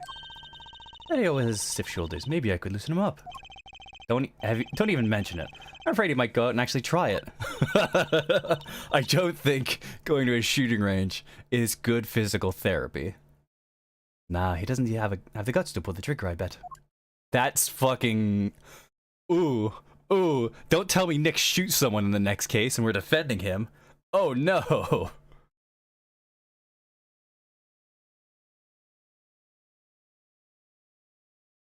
That sounds like setup. That sounds like setup. I heard you for the first time. Shared a lot of fruit. Then I knew it was a bite of watermelon. I know, I'll make it vanish into my stomach. That or not, it might make you pay for it. And if you have the money for that, you should probably repaint the office first. Watermelons are that expensive? These could have been imported from some exotic locale for all we know. Junior must have used this to climb up to that vent. Well, it's tragedy because someone left a stepladder here. I don't think Mr. Latouche was shot because of this ladder. You think it was Machi? Yes, that air vent is pretty small after all. The preview was at the scene? Did he escape the time between the gunshots and us opening the door? Found Machi Tappai's fingerprints in the air vent. What's with the long face? It's a little lackluster, you know. Lackluster? I mean, using the air vent is so obvious. No audience is going to pay good money to see a trick like that. Things must look different through a magician's eyes. I bet it'd be much cooler if the killer got cut out through that tiny window. Don't go there, you get your head stuck.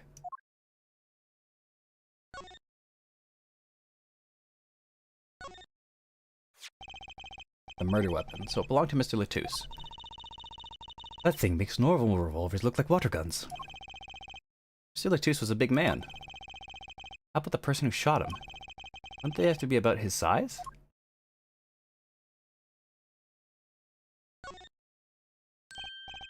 Hey look, part of the carpet has been torn up here. It was that part we did luminol testing on in court. Luminol, that's right. You know what, I couldn't stop thinking. Who's going to pay for this carpet? As long as it's not us. Maybe the shooter? I guess it's true what they say. Crime doesn't pay. I would hope that carpet replacement costs weren't the only thing I was holding that were holding you back. Yeah, you know?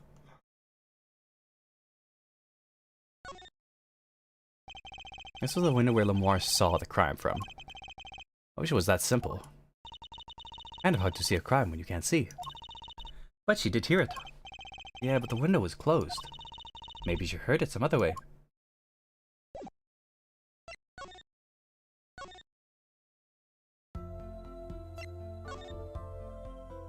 Cavender's dressing room.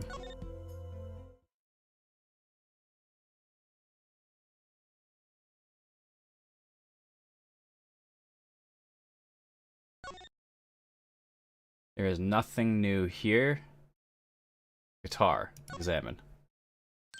Oh, a cruiser guitar. They sold these at... Okay. Rocking hard under the... Okay. Heard this. Was this the guitar that was stolen?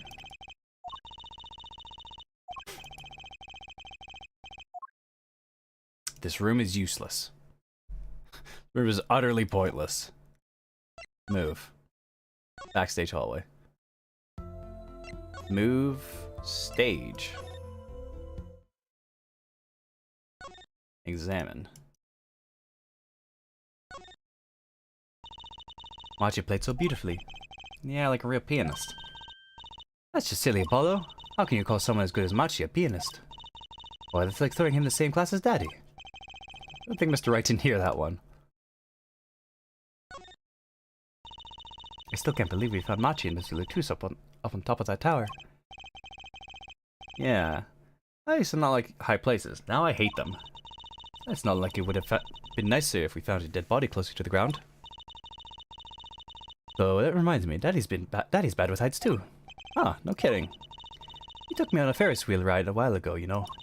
Halfway through, his face got all green and he mumbled objection over and over. Poor guy. Ladder. That's the ladder we used to climb up the stage tower.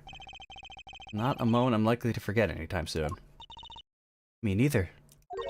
I'll never be able to climb another tower again without thinking about it, you know? I'll never be able to climb a tower again, period. Oh, that's a big instrument case.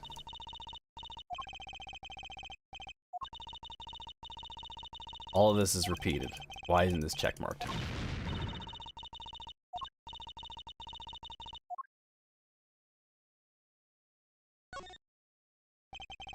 Look at all the electronics. It must be sound related.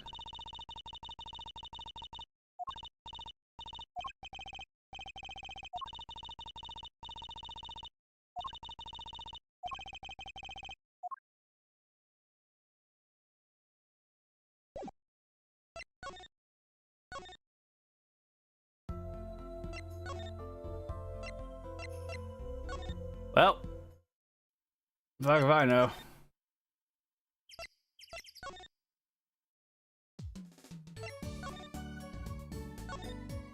We have to make Machi talk somehow. Let's present him with shit. Present! I think he said, I am sorry I cannot speak your language. You are a very beautiful fair maiden. This is why I never trust a translator. Present. Gun!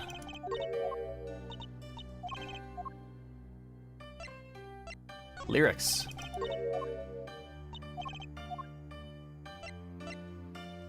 Postcard.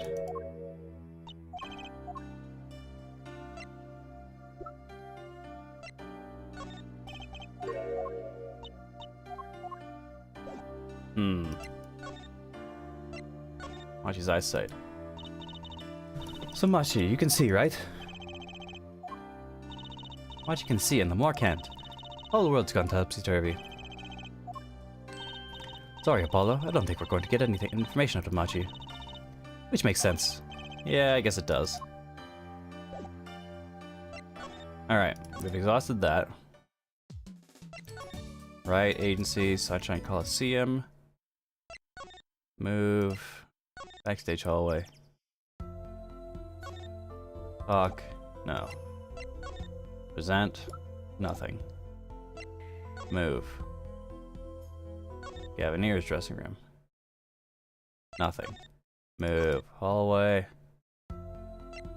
Move. Lamar's dressing room.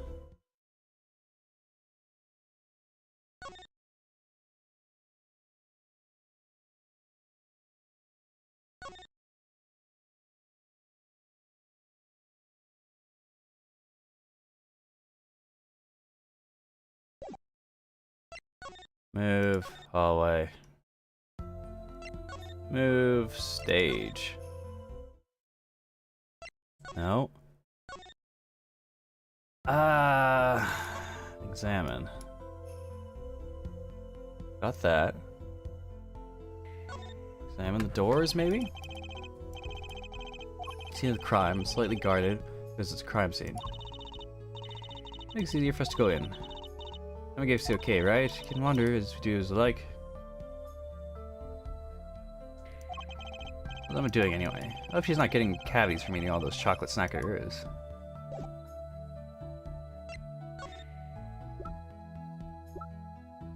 Gotta be a reason we have this. I don't know what it is, but there's gotta be a reason we have the mixing board.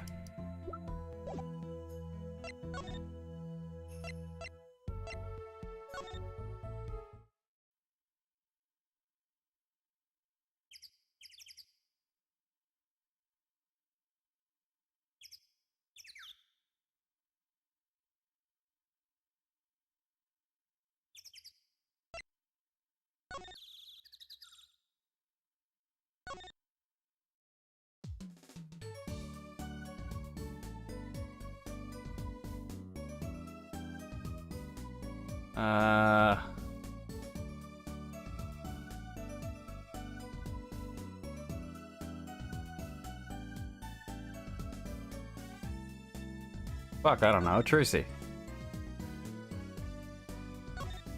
Darian did it. Moore dropped a bomb in the court today. It was Darian. Lamar said she's never forgotten a voice, right? That's so cool. I guess. What's that called again? Elephant ears. I bet that's why. That's what they're called. Somehow I don't think that means what you think it means. And she has to be wrong this time. Wrong? Why? I mean, look. Those gunshots were right during the concert. That's right. I was burning up the dance floor at the time. Right. Did you happen to look up on stage? Maybe at Darian even? You bet I did. He's one of the Gavineers guitarists after all. He's so cool. Oh. Right. All the Gavineers have a rock-solid alibi. You couldn't have shot Latouche backstage. But Lamar heard him, didn't she? She heard Darian backstage, right? Somebody's either wrong or lying very badly here. An Interpol agent. I was wondering, what is Interpol anyways? Huh? Interpol? They're the guys who catch international criminals. Why can't they just call them international police instead of making up some silly name? Yeah, anyway. Do you think he was investigating Lamar? What? Why would anyone do that? He's not a criminal. She couldn't be.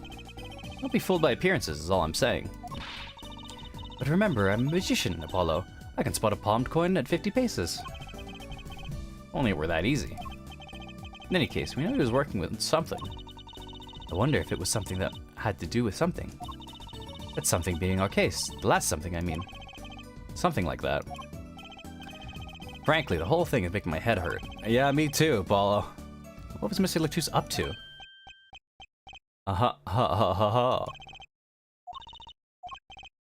Trucy? Was that another one of your tricks? It wasn't me. I can't even make Mr. Hat laugh like that. Oh, fuck! Oh shit, it's this guy! Wherever the mundane gives way to miracles, a word is whispered. Grammary. Hey, the other day. Eek. Who's there? What? We didn't just imagine that, did we? He's wearing a silk hat. Friend of yours? Hardly. I don't think he's that guy in that portrait to his left. We meet again. Nice to meet you. Who are you? Could you please stop smirking like that? It's you, Uncle Valiant. Uncle Valiant? He's your uncle? No, silly. It's the great Garmiri, Valiant Garmiri. The great magician. Yes, it is I, Valiant Garmiri. As seen on television. And could you please stop smirking like that? It's been a while, Miss Trucy. 7 years to be exact. My, how you've grown. Good to see you again, Uncle Valiant. You look exactly the same.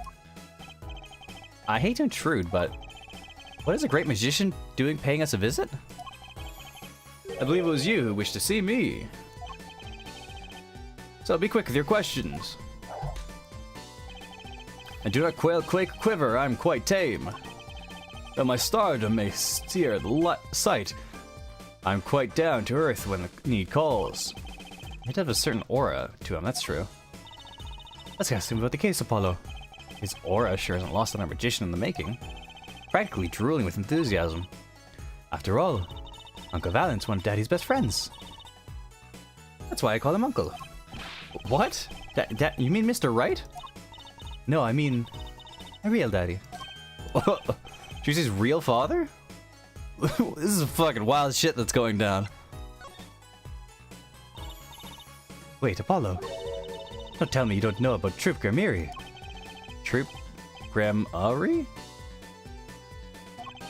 Grammari? Grammary. But it does sound kind of familiar. Oh, lost life, lamentably listless lad! Do not know the greatest troop of magicians on the planet. Grammary. The name begins to surface in my mind. It was a name I heard on television as a child.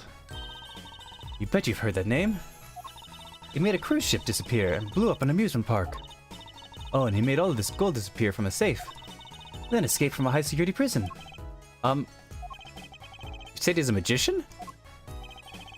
I open the locks to hearts chained by mediocrity. It is a true miracle of Troop Grammiri. Wait. What, Apollo? I do remember seeing you on television. A long time ago. Weren't you with someone else? Like a duo? A duo? Hey, you had a partner. Something Grammiri. Yes, Zack Grammiri. A masterful maker of magic, a capable crafter of shining showmanship. Why is everyone so quiet? Daddy. Huh? No way. Once upon a time, Troop Grammiri included 2 great magicians. Myself, Valiant Grammiri, and my partner, Zack Grammiri. And this Zack was... He was my real daddy. Tracy's father, a magician. I guess it makes sense. I had no idea. There wasn't much point in talking about it. Not now he's gone. Oh, I'm sorry. No, it's okay. I'm not lonely. I've got my daddy after all. And you make me laugh, Apollo. I'm glad I'm good for comic relief at least. Not that I see Daddy around much these days. I've been remiss in remembering my reasons for my visit. Reasons? 2, in fact. The first being, of course, to see you, Miss Trucy. You don't know how happy I am to see you again, Uncle Valiant. I'm sure you are. Not one for modesty, are you? When I encountered you at the Coliseum, the first time in 7 years, I could feign not contain my emotions. I wept oceans. I had to learn you now defend that poor pianist, that blinded boy. 'Twas a hot topic of talk amongst the staff, you know. And defend him you did. She's got a diamond. Her dad's got a club. He's got the... What does he have? He has a heart. So we're missing a spade. Well, the reason for coming today was this. That's a videotape? Quite so, a recording of the concert, no less. I brought it for you, Trucia, on behalf of Troop Grimiri. Will you watch it? Oh my god, is this... Can I skip? I've seen this. I've watched it back on my stream. God, it's such a long segment. Alright. Enjoy this. I'm gonna refill a bottle of water. Hopefully we can power through this quickly.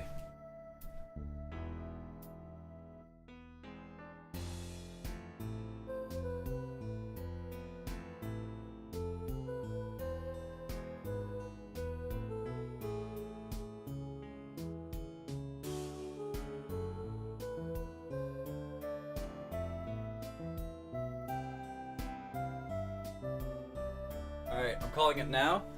Valiant Grimiri is also an Interpol agent. I don't know how or why. So he's also Interpol.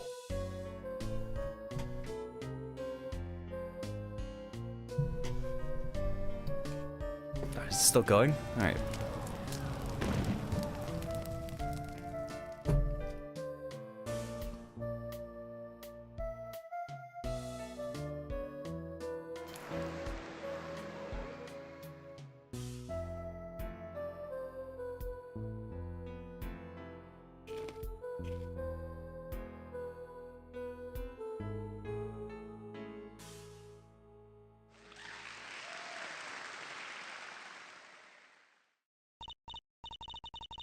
Wow, it's almost as good as it was live.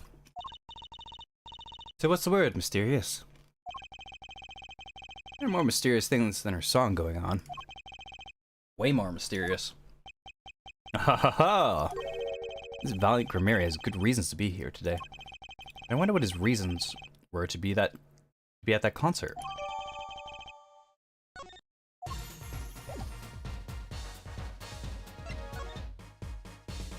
Alright. Now we have this tape of the concert. Let's try and talk to, try and talk to her. Zen. Tape. Zen. You took a look at your performance again. It was even better the second time. Thank you. That reminds me. That was an incredible illusion you pulled off. Illusion? When you teleported from one stage to the other, remember? Ah, yes. Apparently, they hired a professional magician. Valiant Grimiri. I was wondering, do you think you could tell us how it was done? I'm afraid I cannot. Mr. Grimiri made me swear to never tell a soul. I was afraid of that. Hard to be a magician if you can't keep a secret, you know? Ah, I'm reminded that I wish to speak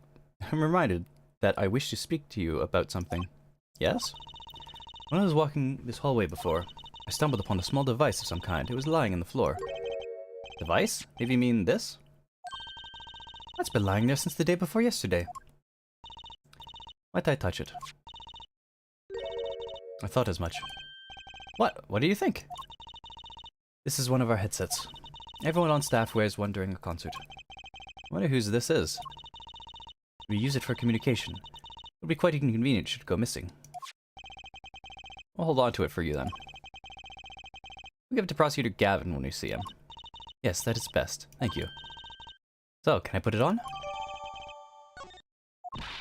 Attached. Not some kind of robot, Apollo. Everyone on staff was wearing one of these headsets.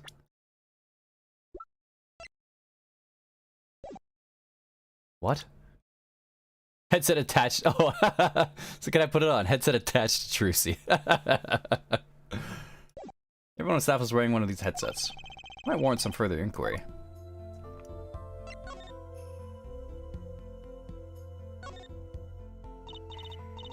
Then for that, little buddy. This is Trucy reporting in, over. Why the sudden silence? No one answered. Don't be silly. Look at the receiver that doesn't answer. That's like an Emma that does not perform forensic investigations. Make her sound like she's some kind of forensic investigation machine. She's just silly. Unless it's a super high-tech android that runs on Snackaroos.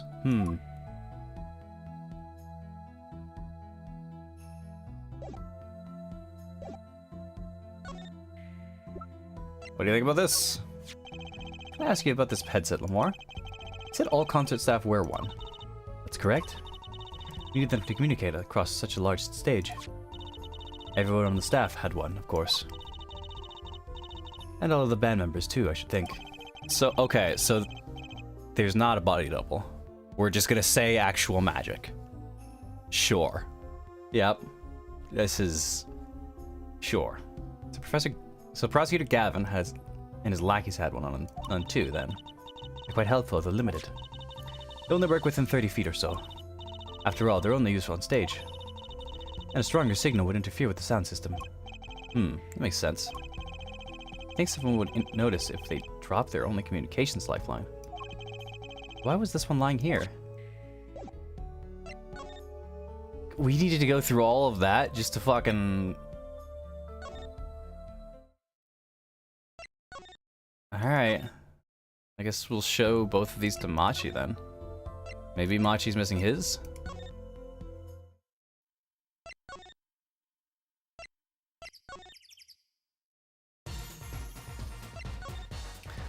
Hey, you know anything about this? What's this? You wouldn't ask me for a miracle.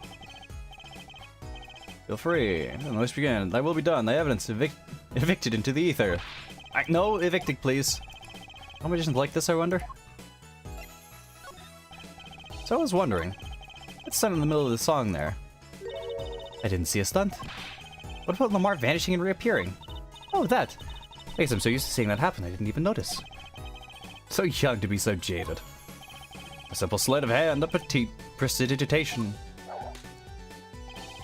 A modicum of magic from me and you to you. But that's why you were at the concert. Yes, I was there to watch my trick take to the air. So you're the only one who knows how it was all done.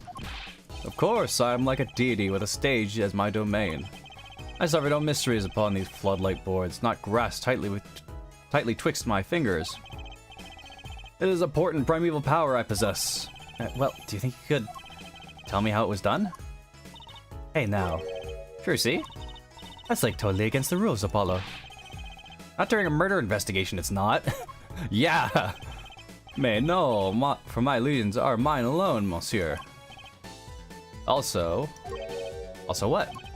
Recall that the terrible occurrence happened later. Well, after my illusion entranced the audience. Oh. Don't even ask, I won't answer. Too bad for you, Apollo. Whose side are you on? Hi, Valiant Grimiri. Now take my leave, Miss Truzzi. There's no need to rush, Uncle Valiant. Just stay a while. I'm afraid I cannot. I may not. I shall not. I've been asked to assist with an analysis, so I shall slink back to the scene. Will you be at the concert venue today? Correct. If you would call on me, come to the Coliseum. See you later, Crocodile. A whirl of his cloak and a wink of his eye. He turned and walked out the door, normally. Well, there you go, Apollo. Let's get cracking. Right, Valiant Grimiri. Got a few more things to ask him. Foremost among them, that bit of magic that made Lamar disappear. And how he knows Trucy and her real father. Alright. Present. What do you think of this? Fucking... Alright. What do you think of this? Alright. Thank you for being useless, child.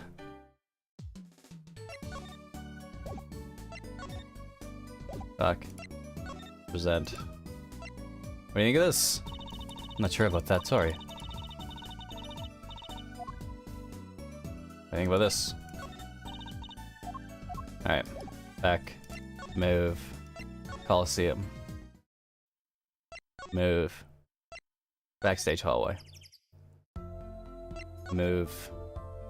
Stage. Area. That song. Isn't that the one Lamar was singing? Yeah, you're right. The Guitarist Serenade. I'd love to do a show on a stage like this. I'd come to see that. The house is full, and as one, the audience sighs with wonderment. There I am singing my ballad, rose petals swirling through the air. Not bad. Wait, aren't you a magician? Oh, that's right. I was a magician, wasn't I? Some dedication. Aha, if it isn't Miss Trucy, and indeed it is.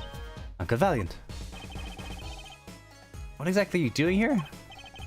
I take real responsibility in tasks undertaken. I'm inspecting my equipment of illusion to make sure naught is amiss. The Lemoire teleportation illusion. Oh. Should anything go wrong, it will reflect poorly upon my troop. As I went about extracting my examination, I happened to notice the piano. And I remember that fair lady's melancholy melody. Hey Apollo, maybe Uncle Valiant can shed some light on this whole thing for us. Sure, let's ask him here, see if he tells. I was wondering about the show that night of the murder.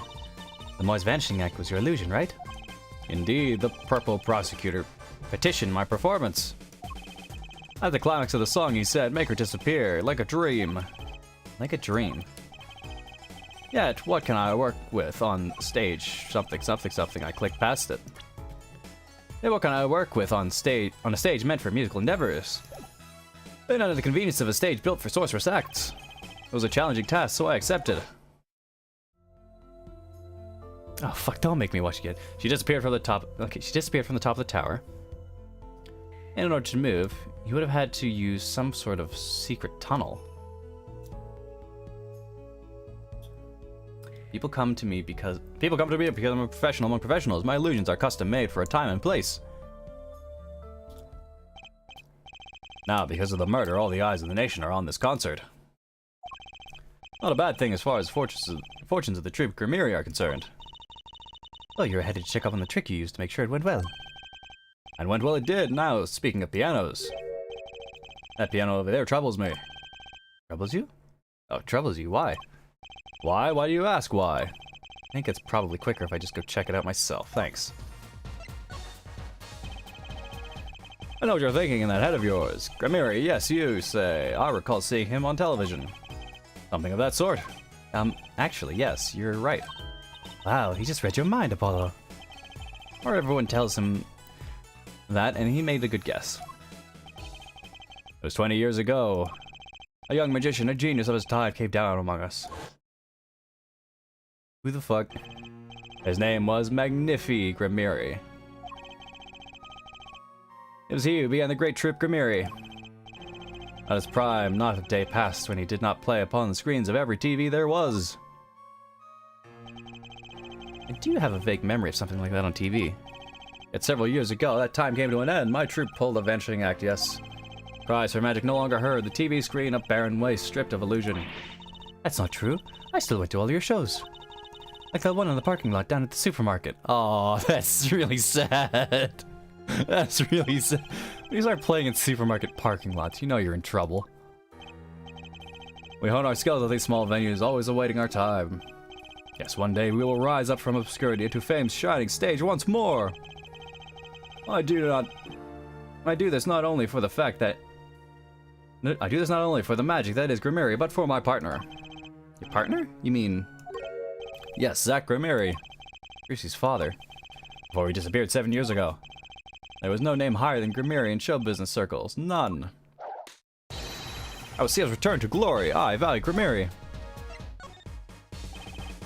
My founder, Magnifi Grimiri, was a true genius, a worker of miracles. I'll never forget the one I saw when I was little. Oh, he made that whole jumbo jet go, what happened to the jet again? Apparently someone does not remember as well as they thought. Of all the would-be magicians who came to his door, only Zack and I had the talent. In no time at all, Valiant and Zack were shining stars in Grimiri crown. Oh, cool, huh? And Zack Grimiri was my daddy. Now that Magnifi and Zack were gone, I have but one wish. Let it be I, Valiant Grimiri, who brings the Grimiri miracle back to this big stage. I'm rooting for you. Miss Trucy, you cannot grow up quick enough. I need your skill by my side. One skill coming up. How do we manage to get off topic in this case so quickly all the time? Fucking... Was this a waste of my time? I think it was.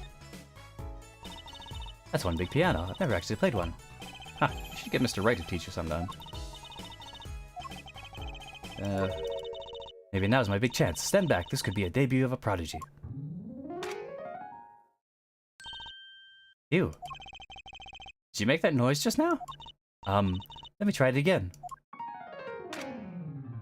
Like clicking. You know, I think something's stuck in the piano. Time to take a look under the hood. Huh? Look, this was stuck in between the strings. Is that a detonator? Looks like some kind of switch.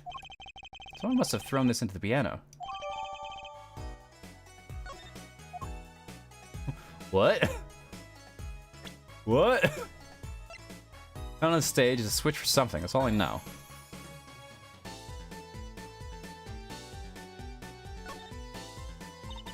This switch is sitting here, tempting me to push it. Don't. You might blow up the whole Colosseum.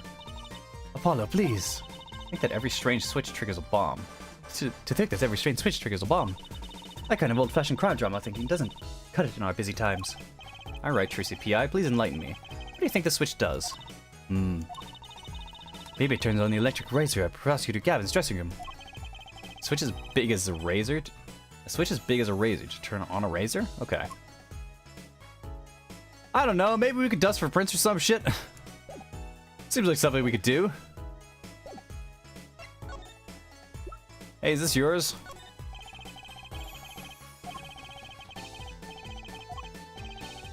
It's small and it's ready to catch my eye. Okay.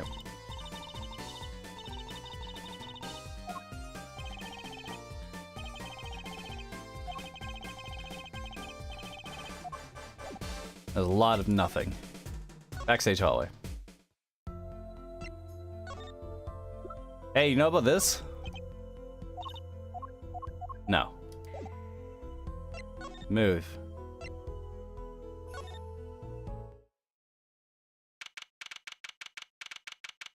Why is dressing room? Oh, I'm a Sky. Uh-oh. Only one person I knew who could munch with such venom. What exactly are you doing here? Hello, Emma. You're looking as grumpy as ever. Oh, I'm supposed to be happy? Give me the second degree in court. Prosecutor Gavin makes me look like a fool. You're talking about the bloodstain Mr. Latouche left? My department chief had a field day with that one. I mean, a blind person could see the shooter wasn't blind. Funny guy, huh? But that bloodstain helped uncover the biggest mystery of all. Now we know that Mr. Latouche was really with Interpol. We wouldn't have found that out without you. I suppose. Maybe that's why the chief gave me these after he was finished chewing me out. That was my reward. Are chocolate snackers popular down at the precinct or something? I was hoping we could check out the crime scene again. Be my guest. Not gonna find any clues in here. But I did find something strange. Something strange? Met my embarrassment quota for the year, that's for sure. Well, that's a good thing, isn't it? How? I mean, think about it. Now you don't have to be embarrassed about anything else all year. If only it worked out that way. This bugs me to think that little kid outsmarted me. And makes him even more suspicious now that we know he can see. He could have seen the air duct, and he could have shot the revolver. But that's not how it sounded in Lamore's testimony. You mean her saying she heard Detective Darian's voice at the scene? That's right. Why can't we have a normal straightforward killing once in a while in this country? I'll pretend I didn't hear that. Was it true what you said in court today? You know about the case. But everything was happening according to those song lyrics? The guitar serenade, you mean? I found the link, you know. First, Prosecutor Gavin's heart-shaped keyring was stolen. Then Lamar flew through the air. Then Prosecutor Gavin's guitar caught fire. And in the end, a bullet took Mr. Latouche's life. And he went up into the sky with a guitar. Well, 15 feet up at least. Kind of hard to chalk it up to a coincidence, I know, and I found it. You think the same person did all of this? Don't ask me, I didn't do it. Neither did I. I couldn't fit through that air vent anyway. What? You all think I did it? Sometimes I worry about that girl. So, what did you find? So little, I must have passed over yesterday. Found this under the sofa. What is that? What is that?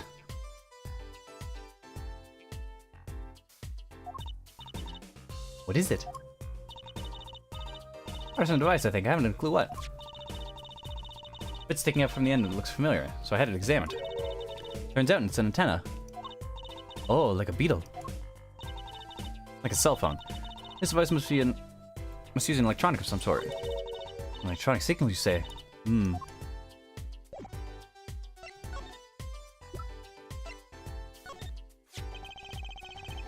You think you could take a look at this? A small device. Looks like a transmitter. Transmitter. You press the switch here and it sends out a signal.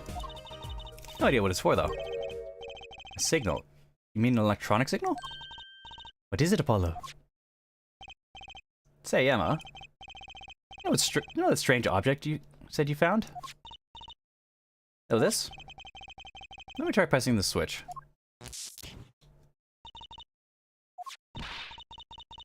Ouch! It's on fire! Emma, the device is on fire! What's the big idea? Ack!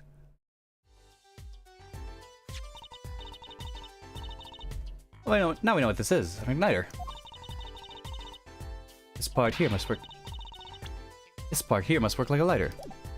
You need to lit me up, that's for sure. Hey, don't look at me like that. I didn't do it on purpose. I suppose. At least we're getting somewhere with this case. Hey, Apollo. Let's ask Emma a bit more about this switch. Now that she has some first-hand experience.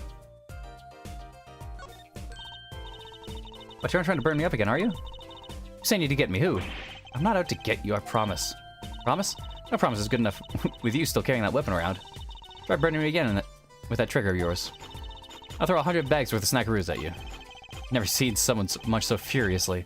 Better stay away clear for a while. What the fuck? Why is there a lighter on a transceiver? What? What are you trying to do? Burn me alive? Come on, it was just a few sparks. Says you were the one holding it. There's no sparks flying around here, just with you two talking. Anyway, now that we know this is a remote for an igniter, let me see that for a second. Well, there's definitely a little transmitter. The signal's weak, probably only reached 30 feet. Transmitter, huh?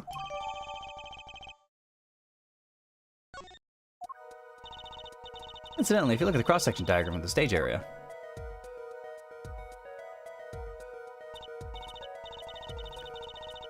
let's see, 30 feet from Laura's dressing room. That completely covers the backstage. That covers the backstage completely.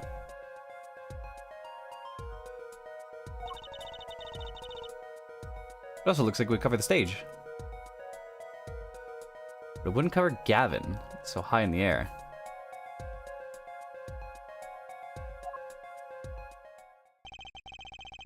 It seems unlikely that anyone would use this on stage.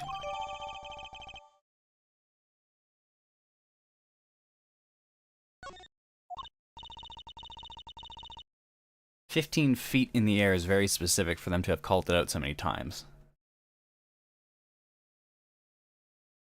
I best be getting on with my investigation. I have to look for more clues elsewhere then. I feel better knowing what this thing is now. I'll have to look into igniters a bit more later. Good luck. I'd like to know a bit more about igniters myself. Well, that was fun. We lit Emma on fire. You know about this? You know about this? You know about this? Alright. Move. Hey, Valiant. Did you light someone on fire?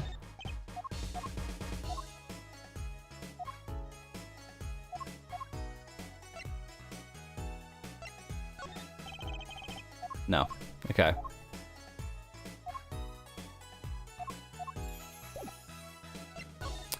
So we've got another bit of the mystery here. Anything new in the Gavineer's dressing room? No.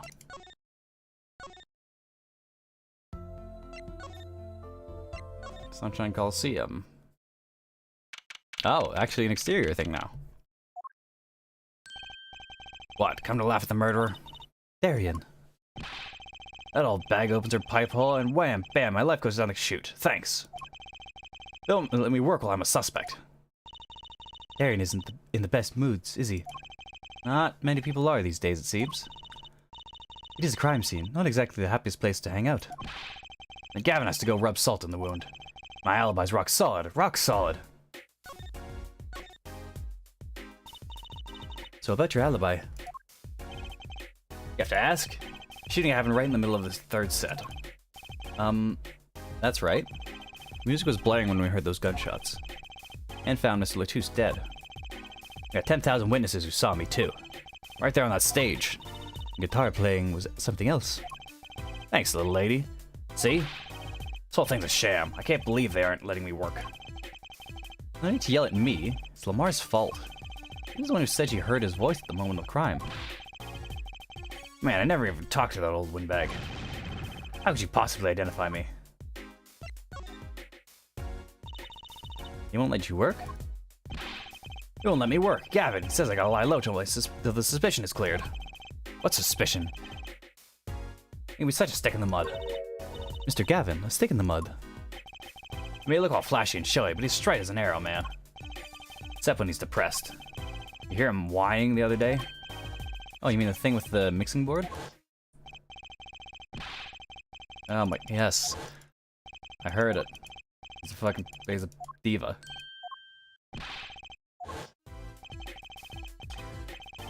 He's just a perfectionist is all. Not a bad guy, really. I think the Gavineers are the best. I have all your albums. Band's fine too. Gavin can write good tunes, I'll give him that. I'm gonna think of it. I haven't seen Prosecutor Gavin around much. Oh, him? He's down at the prosecutor's office. Most likely. Prosecutor's office? Never been there, have I? He's out on the victim should have come in from Interpol. Normally I'd be down there dealing with it. Normally. Apollo, let's go check it out. Always wanted to see the prosecutor's office. Maybe it's not such a bad idea. Right on. Say hi for me, okay? Oh, and screw you. Fucking hair. Tell him I wanted that crime scene. We'll be going now. Hey, wait. Yes? What do you really think happened? Really? You don't think I did it, right? Well... Great, way to instill a guy with some confidence. Just remember, I was ripping it up on stage when it happened, okay? Ripping. Don't get led astray by some siren song, eh? Get this one wrong and you'll be eating humble pie for a year. I'll bake it myself. Let's not talk to him anymore, alright? Detective Darian Crescent. One stone I'd leave unturned if I had a choice.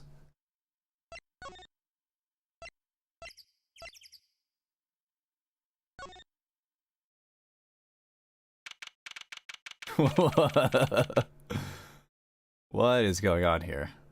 This is a prosecutor's office? Dude, you got a fucking... You got a keyboard on a recliner chair? Your desk is this huge amp?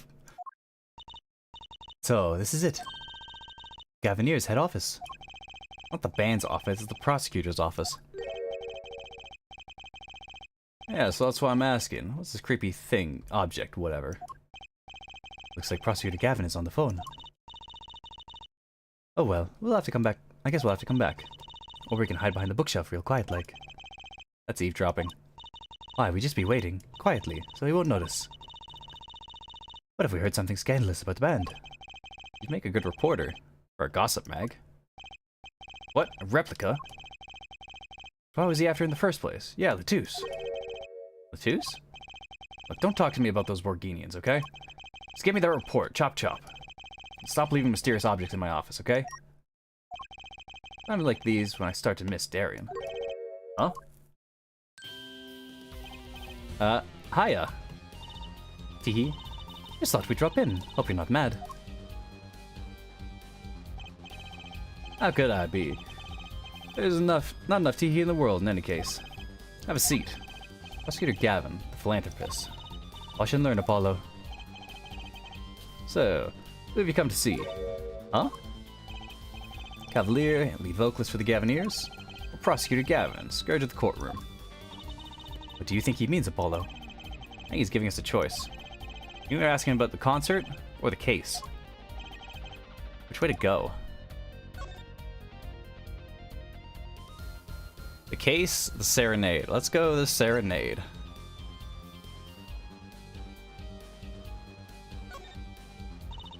I really love that song. There's such a great atmosphere to it. You co-wrote it with Lemoire, if I remember correctly. That's right. It was last year. I got on tour to Borgina's legal system, as a matter of fact. And that's when you heard Lamar's voice. It was a small jazz club. I wept that night. I knew I had to meet her, talk with her. I'll use my influence, which is not inconsiderable, to arrange a meeting. Wow, prosecutors really have a lot of clout. I think it's sort of a special case, Trucy. Thankfully, she liked the work I did, and we wrote a song there backstage.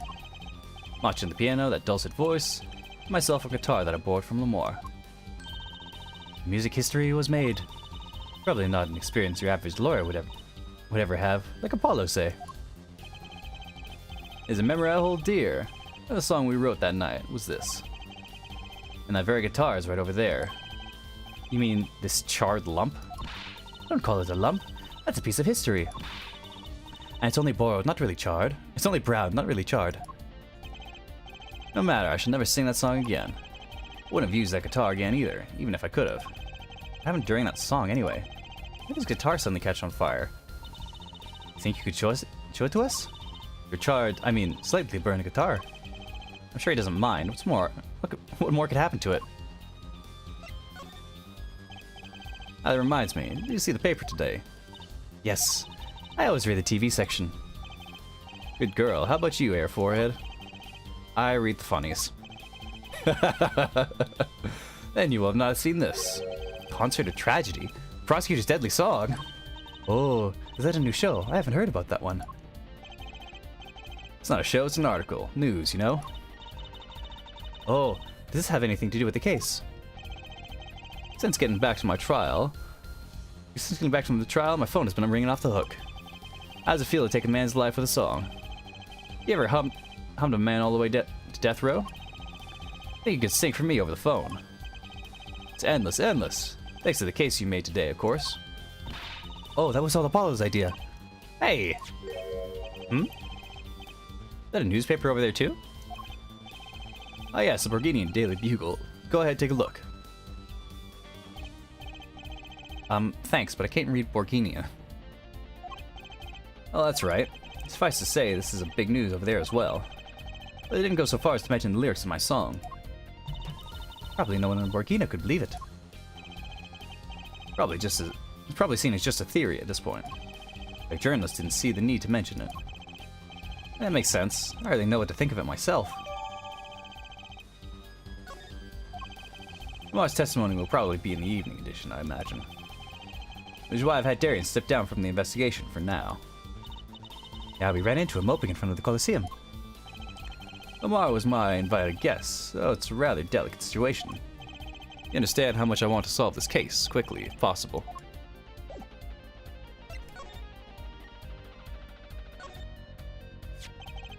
That was an impressive bit of pyrotechnics that did this.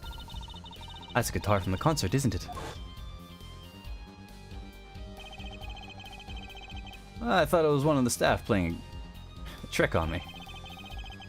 I never guessed that wasn't the end of it. I had a specialist analyze guitar, incidentally. Oh, did you find anything out? He didn't have a lot of time, so it's still unclear. The results he came up with were intriguing. Intriguing? How was the guitar tied to everything that went on? Sounds like something we should ask about.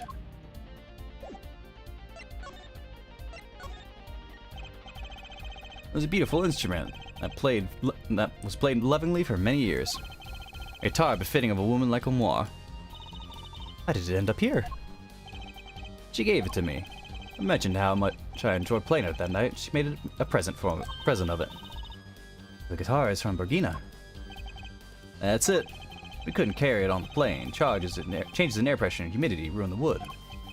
So we vacuum packed it in Lemoire's studio. We use a special shipping service available to me for transporting evidence. They brought it right up to my office for me. Pristine and untouched. See, prosecutors do have a lot of clout. I still think he's a special case. Such a valuable guitar, too bad it got burnt.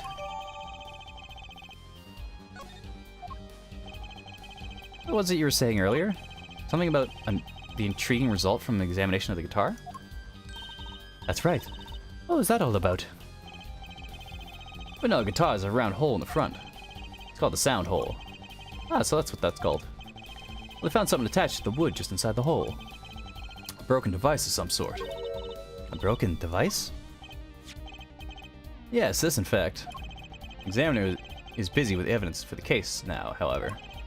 So I'll be checking this out once he's finished with everything else. Odd, that device looks strangely familiar. Alright, let's take a quick look.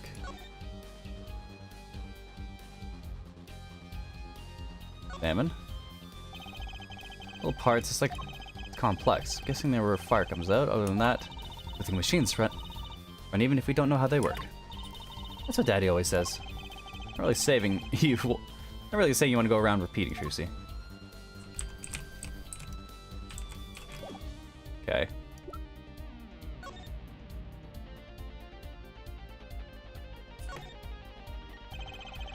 At least scorched, and then there's this. It's burned clean through. Yeah, it's pretty much a useless piece of junk. It's kind of like you after a trial, Apollo. Which part? Burned clean through, or the useless piece of junk? Gee, thanks, Trucy. Inspiring confidence.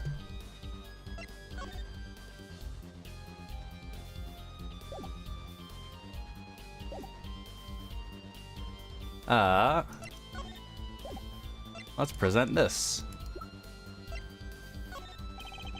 Has to be one of these. What is it, Apollo? That device that was found in your guitar. Take a look at this. Well, it looks like the same thing. What is it? It's an igniter. Another one? It was at the crime scene, in Lemoire's dressing room. Detective Sky found it, actually.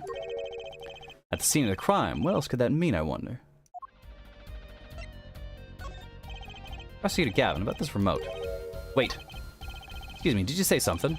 This remote control might be valuable ammunition for the trial tomorrow. Too early to show my hand now. You think someone with such a loud voice would speak more clearly, yeah?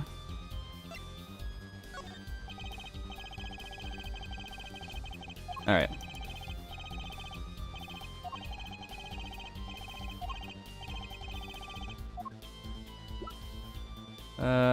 Present guitar. Okay.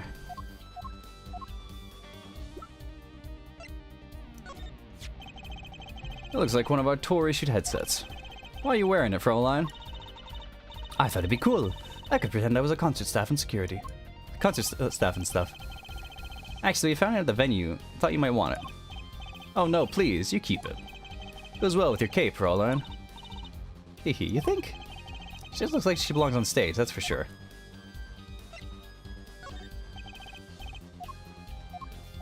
Alright.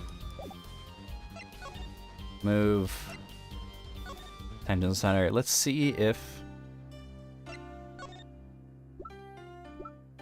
Newspaper.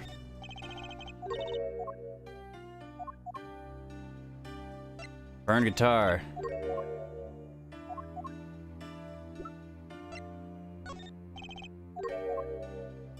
Igniter. Remote trigger. Headset. Awesome.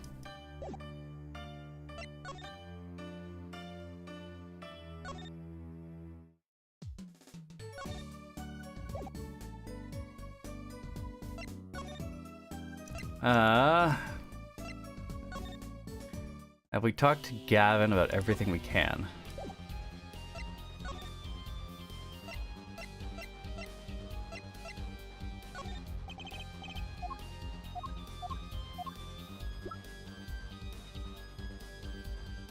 I think we have.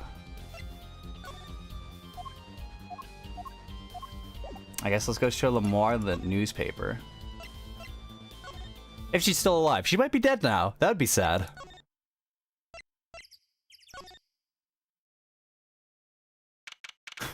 Oh no. This place is deserted.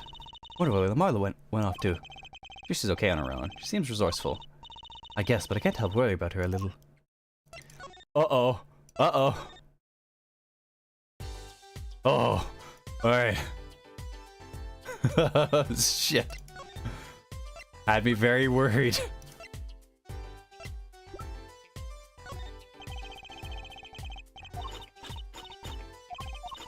Alright, Emma, thank you for being useless again. Move. Backstage hallway. Move. Gavin Near's dressing room? Nope, still pointless. Move. Move. Stage.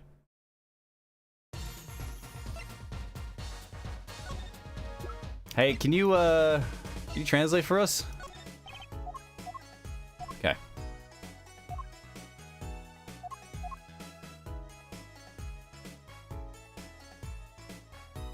What do you think of this?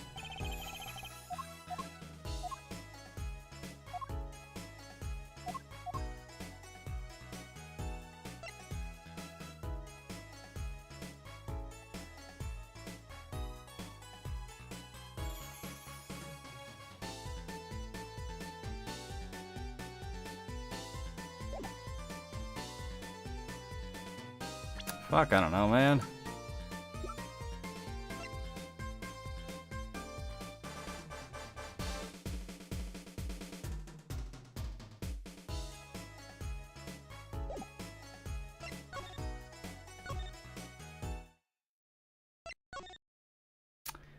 Cavaliers, Lamar, Stage, Coliseum. It feels like there's something we need to talk to Gavin about still, but I don't know what.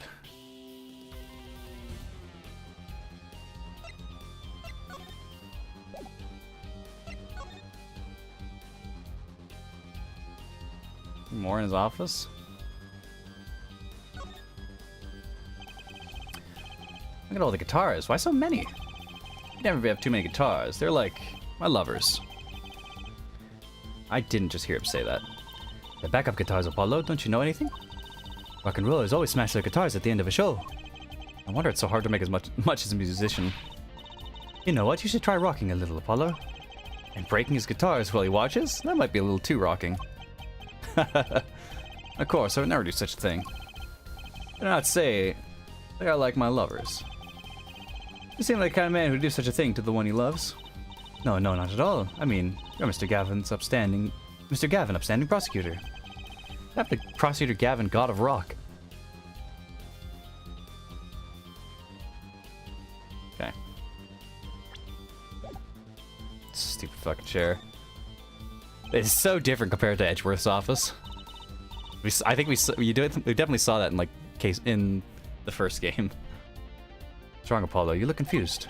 I'm just wondering where that work chair in this office was. Looking for my favorite chair. You're looking at my favorite chair right now. That massage chair, isn't it? That's an ergonomic, adjustable office. I love the ones with the vibrating rollers on the back. Those feel great. Did I say something wrong? No, I merely realized the futility of an explanation.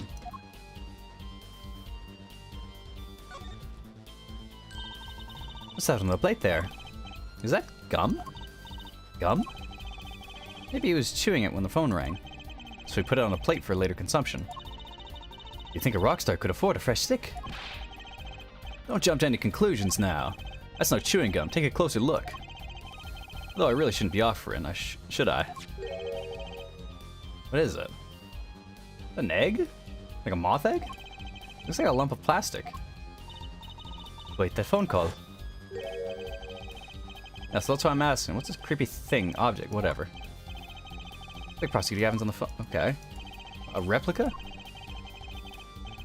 Why was he after it in the first place? Yeah, Latouche. Prosecutor Gavin does this have something to do with Mr. Latouche? Wait a second. You listened to my phone call, weren't you? Who, us? I tried to stop him, really, but he forced me to. Hey, you were the one digging for a scandal, Miss Reporter. Tell the truth, I'm not even sure what it is. But apparently, it's a model of something uncovered by Agent Latouche. It's a model of something uncovered after Agent... Fuck. But apparently, it's a model of something undercover Agent Latouche was after. Fuck. This lump. You mind telling us what you know about it? Oh, that dialogue?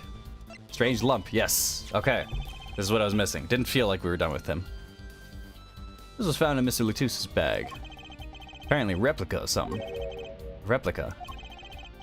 It's a small lump, but an inch and a half long. We analyzed it, but there's not much to say other than it's a lump of plastic. Perhaps it was to be used in identification of whatever it is a replica of. You mean whatever Mr. Latouche was after? Seems to be the most logical explanation. Well, what is it? Well, that's me, Fraulein. Oh? If you don't know what to tell us, you could just say so. I put in a request to Interpol via my contacts in Borgina, but apparently there's a block on information somewhere along the chain. Oh? It's something neither Interpol or Borgina doesn't want to share. Something about this little piece of plastic. Mr. Latouche went through all that trouble to become Lemoire's manager? Just to come to this country to find out more about this lump? And he died for it? This is gonna be fucking hidden in the stupid fucking pompadour, isn't it? I'm calling it now, and it's gonna be really dumb when it's true. I've sent someone to the Coliseum to fetch Lemoire. Perhaps she knows something about it, being a Borginian. I believe that covers everything I'm at liberty to talk with you about. Okay, yeah. There was no, like, definitive. Alright, stop talking to me now. Oh. Thanks for dropping by, Air Forehead. Thanks? Well, you gave me so much information. That igniter, for instance. Oh, that. Never met an attorney so forthcoming with the prosecution. It's a big help. Or perhaps you're just a tad naive, I guess I could have hit it somehow, but somehow showing it felt like the right thing. I could say the same to you, Prosecutor Gavin. Thanks for the information. About the strange lump of plastic. One that Mr. Latouche was investigating. Hey, that's right. I've been thinking, Air Forehead. We encounter many incidents in our lives, all of us. Not all of them are simple. Especially not the ones where people are killing to song lyrics. That's why I try to at least remain simple inside. And I keep a simple goal, to discover the truth. That's why I like to keep relations civil, yeah? That's all. I can live with that. Mr. Prosecutor? Fraulein? Can I ask you why you sing in the band? Ah, because I want women to turn and look when I walk down the street. That's pretty simple, too. Now, if you'll excuse me, I got work to do. Another time, perhaps.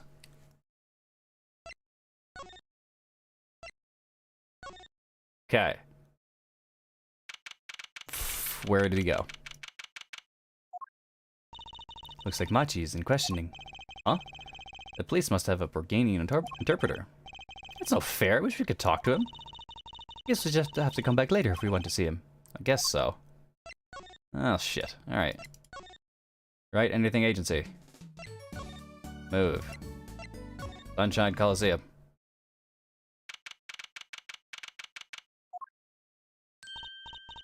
Oh, it's you. You came at a good time. Hello there, Emma. What's up? Do you know where Lemoire is?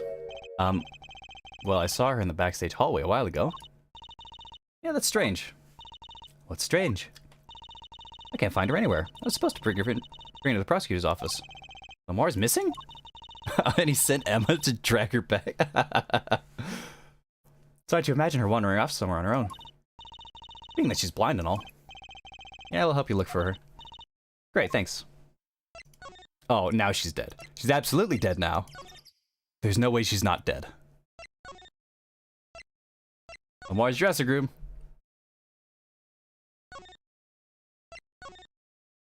Backstage hallway? Gavinier's dressing room. Oh, it's gotta be the stage then. A body has been discovered. Oh, yeah, that's it. In the wings. Huh? The stage is pitch dark. Power breaker must be off for this section. Great. I'll go get someone.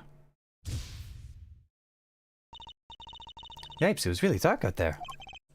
Dark. That's all Lamar has when you think about it. What would it be like to live in a world of darkness? Hey, Apollo. Huh? What? Doesn't something about the stage seem different to you? Like something's changed. Oh! She's stuffed in the suitcase! I can't put my finger on it, but something's bugging me. No, it's bugging me too. What's she talking about? Oh! Examine. Hey, that case. Wasn't it open before? Huh. I guess someone closed it. Wait. Look. Where the case closes. Something's sticking out. That doesn't look like an instrument. You don't think it's... Let's open it, Apollo. Eek! Lamar! Lamar! Emma! We have to get Emma! Oh no. Lamar was taken directly to the hospital. Emma ran around barking orders, making phone calls. Tracy just clung to my arm and cried. And me, still in shock. 2 bodies in 2 days is too many. Oh no! Oh no! Why did they take her here? Emma, how's Lamar? Is she okay? Ah, you. We owe you a big thanks for that, that's for sure.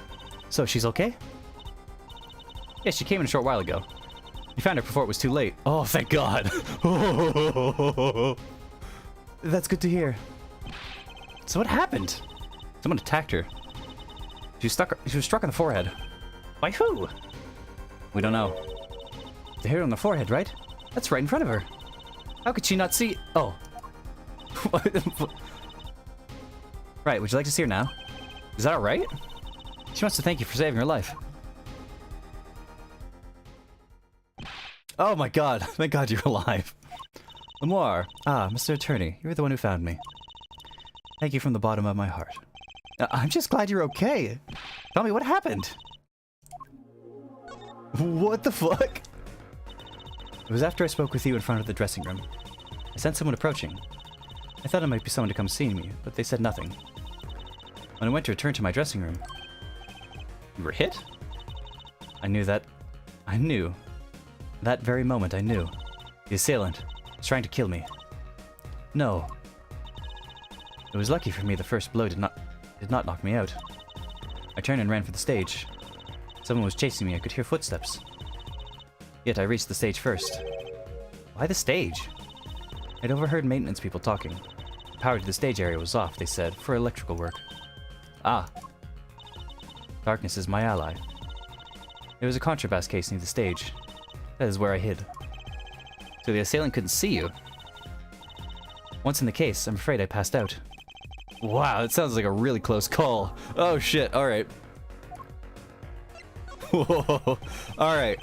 So they knocked her on the forehead, she was dazed, she ran to the stage and shoved herself in that case. Oh shit. You have any idea who it might have been? Unfortunately, no. Whoever it was, they said not a word. Too bad. Yet when I considered that I was struck high on the forehead, I must conclude that whoever hit me was taller than I am. Good point. She's sharp. And you're much taller than I am. You're about as tall as Apollo. Well, that means it was likely an adult, probably a man. Could it be him? But why would anyone attack you, Lamar? The detective asked me this too. And I gave her the same answer I gave you. I do not know.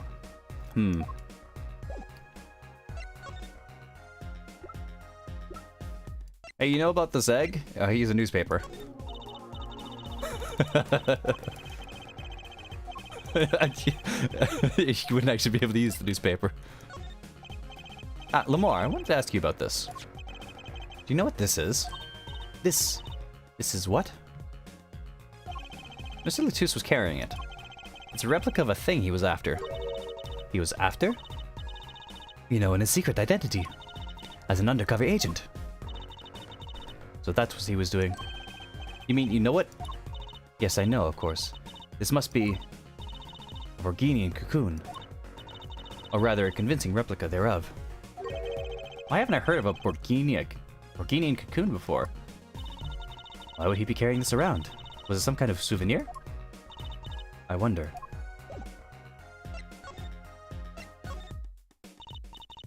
Well, they call it Borginian. It must only be found in Borginia. For certain, all in Borginia know of these. It's a cocoon, so do you get silk from it? I do not know the details, I am sorry to say. I thought you said all Borginians knew of these. There is one fact I do know, though, about the cocoon. Something all in Borginia know. What's that? Cocoons, they are not to be taken out of the country. If someone does, and it is caught, they will be put to death. Oh shit! To death! Why? I do not know. Yet if Interpol was involved, I'm sure there is a good reason. But this is just a piece of plastic. He's carrying a replica, but he was looking for the real deal. That's my best guess. So that's what he was up to. Tracking out Borgini cocoon smuggling. Smuggling? It seems I was marked. Marked? Life-changing for me with the popularity of my songs. Life changed for me with the popularity of my songs. I began to travel around the world. Ah, so you could have brought those Borginian cocoons with you. On my trips, yes, that was probably the suspicion. And Mr. Latouche was placed as an undercover agent to look into it. Borginia is a small, sheltered country. Not many of our people venture out into the world outside. Is that why they were is that why they suspected you? But Mr. Latouche wasn't a Borginian, was he? He was an Interpol agent, which means... What, Apollo? There must be some reason why Borginia doesn't want those cocoons getting out. Something scary enough to get Interpol involved. Huh? Like what? How could such a tiny ball of thread cause such commotion? Cocoon smuggling. Mr. Latouche had Lemoire marked. Couldn't be her. Huh? There's one other person I need to talk to. Thank you for talking to us, Lemoire. It was the least I could do. Actually, I have another request. If it is within my power. I need an interpreter, someone who speaks Borginian. Apollo? Would you come with us if you're well enough? I see. Yes, of course. I shall accompany you. Huh? Where are we going? Come on, Trucy. We're about to go get to the bottom of this. Oh no! Machi! Are you a cocoon smuggler? Machi, we came to talk to you about the case. Machi. Could you interpret for us, Lamar? Yes. Machi, I'd like to talk to you about when we first met. When you still thought you were blind. Now we know the truth. You can see, right? I was completely fooled myself. Machi, isn't there another secret you're hiding from us? Wait, Mr. Attorney. What do you mean by secret? What do I mean by secret? Well... it's this. I'm not mistaken. You know something about this, don't you? Hey, you got a reaction, a big one. Machi, you didn't. Trucy and I are trained to see people's uncertainty. Not that we would have needed any training to see that one. Mr. Attorney, please tell me what this is all about. Lamar, please interpret. Very well.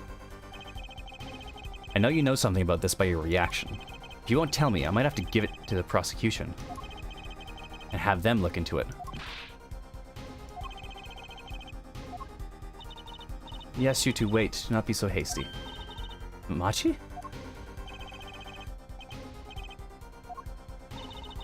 You know everything. Yes, everything. Well, sort of. Have him tell us about it. Very well. The cocoon! What is this cocoon, anyways? The cocoon, the silk, is a potent cure. A cure? Must cure some disease.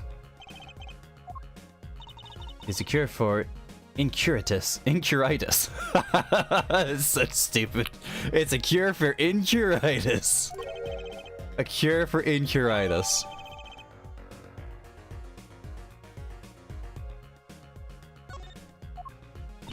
But If it's a cure, why do you keep it in why keep it in Borginia like that? Just think of all the lives they could save by sharing the medicine. I do not understand the reason myself. Okay, well, at least we know what it is, a cure. And Mr. Latus was after cocoon smugglers. Wait, was Machi? Machi, you weren't. He couldn't be a smuggler, he's so little. Well, you're only 15 and you're sort of a magician, aren't you? You have multiple times. You've committed so many crimes in court. You have forged evidence for Nick. You have... Does it count as perjury? Or is it just terrorism? What you did with Mr. Hat? Oh, that's true. I am sort of a magician. She said sort of. Oh, to have a copy of that security camera tape. Well, Machi, are you a smuggler?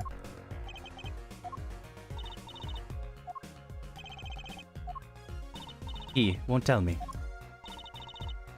First he plays blind, now he plays dumb. I wonder.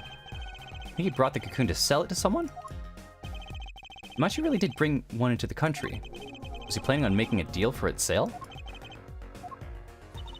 I can't go home. Can't go home. I can't go home to Borgina. I do not want to go home. Penalty for taking a cocoon for Borgina is death. That's right, it's punishable by death. About the case? What about the case? He wants to tell us about Mr. Latus's death? This meeting's over. Oh. Darian? What do you mean? Visiting hours aren't over yet. There's a call from Machi from the Borginian embassy. This meeting's over. Sorry. Just give it 5 more minutes. We can call them back after that. Sorry, no go. Come on, piano boy, we're leaving. Darian, wait. I never liked you. Either of you. Huh? Darn it, we were so close. He was about to tell us. Hey, Apollo. He didn't want us to hear what Machi had to say. Apollo. And there can only be one reason why. Why is everyone ignoring me? Oh, sorry. This is it. I know who I'm after now. It all happens tomorrow in court. Whoa, that's fucking... Alright. This is fucking wild.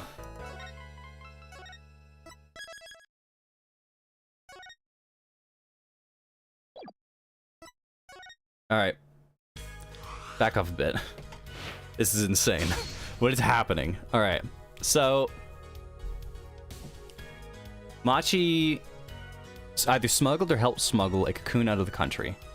And cocoons can be used to make a cure for incuritis, which is really stupid. So who wants that cure? Probably... It's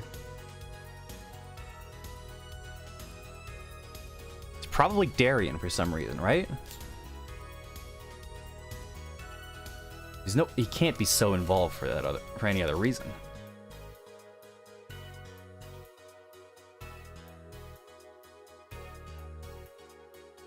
Why kill Latus? Because Latus had something. Or he got spooked.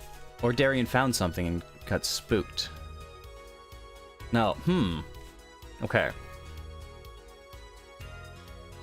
So the guitar was special packed for evidence. So that means it wouldn't be checked for anything when it was shipped overseas.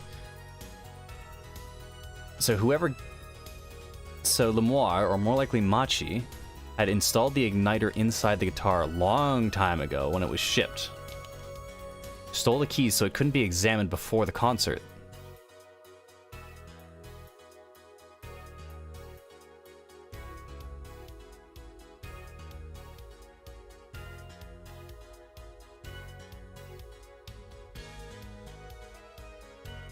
Right?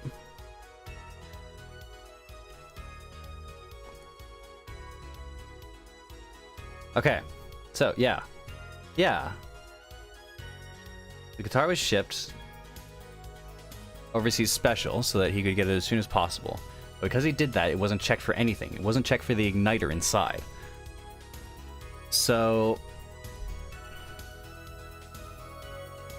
got back to presumably the States, and they stole the keys from him so that he couldn't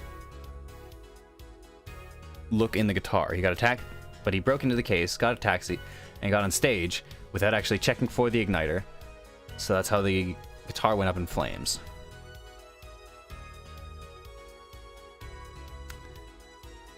Interpol was onto them.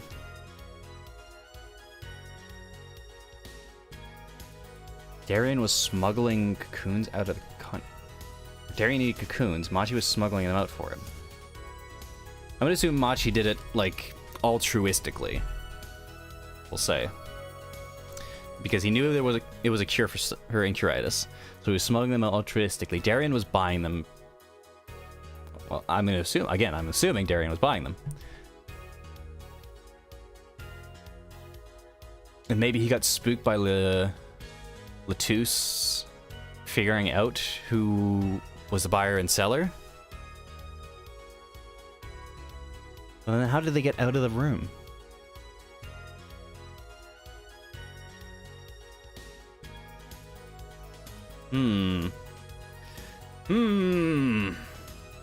There's so much to think about. I don't know what it all means. Again, it's starting to come together, but I don't have all the pieces in order yet. It's very hard to tell what is happening. It's also very late, and I don't think I can... I'm kind of burned out. So, I'm gonna leave it there. And, try not to think of it any harder than I have to, so that my head doesn't explode. This is very complicated and a lot more dramatic than I initially thought. So, thanks for hanging out, if indeed you still are. We'll pick this up sometime whenever, maybe tomorrow. Depends how excited I feel after work. Yeah. Fucking bye.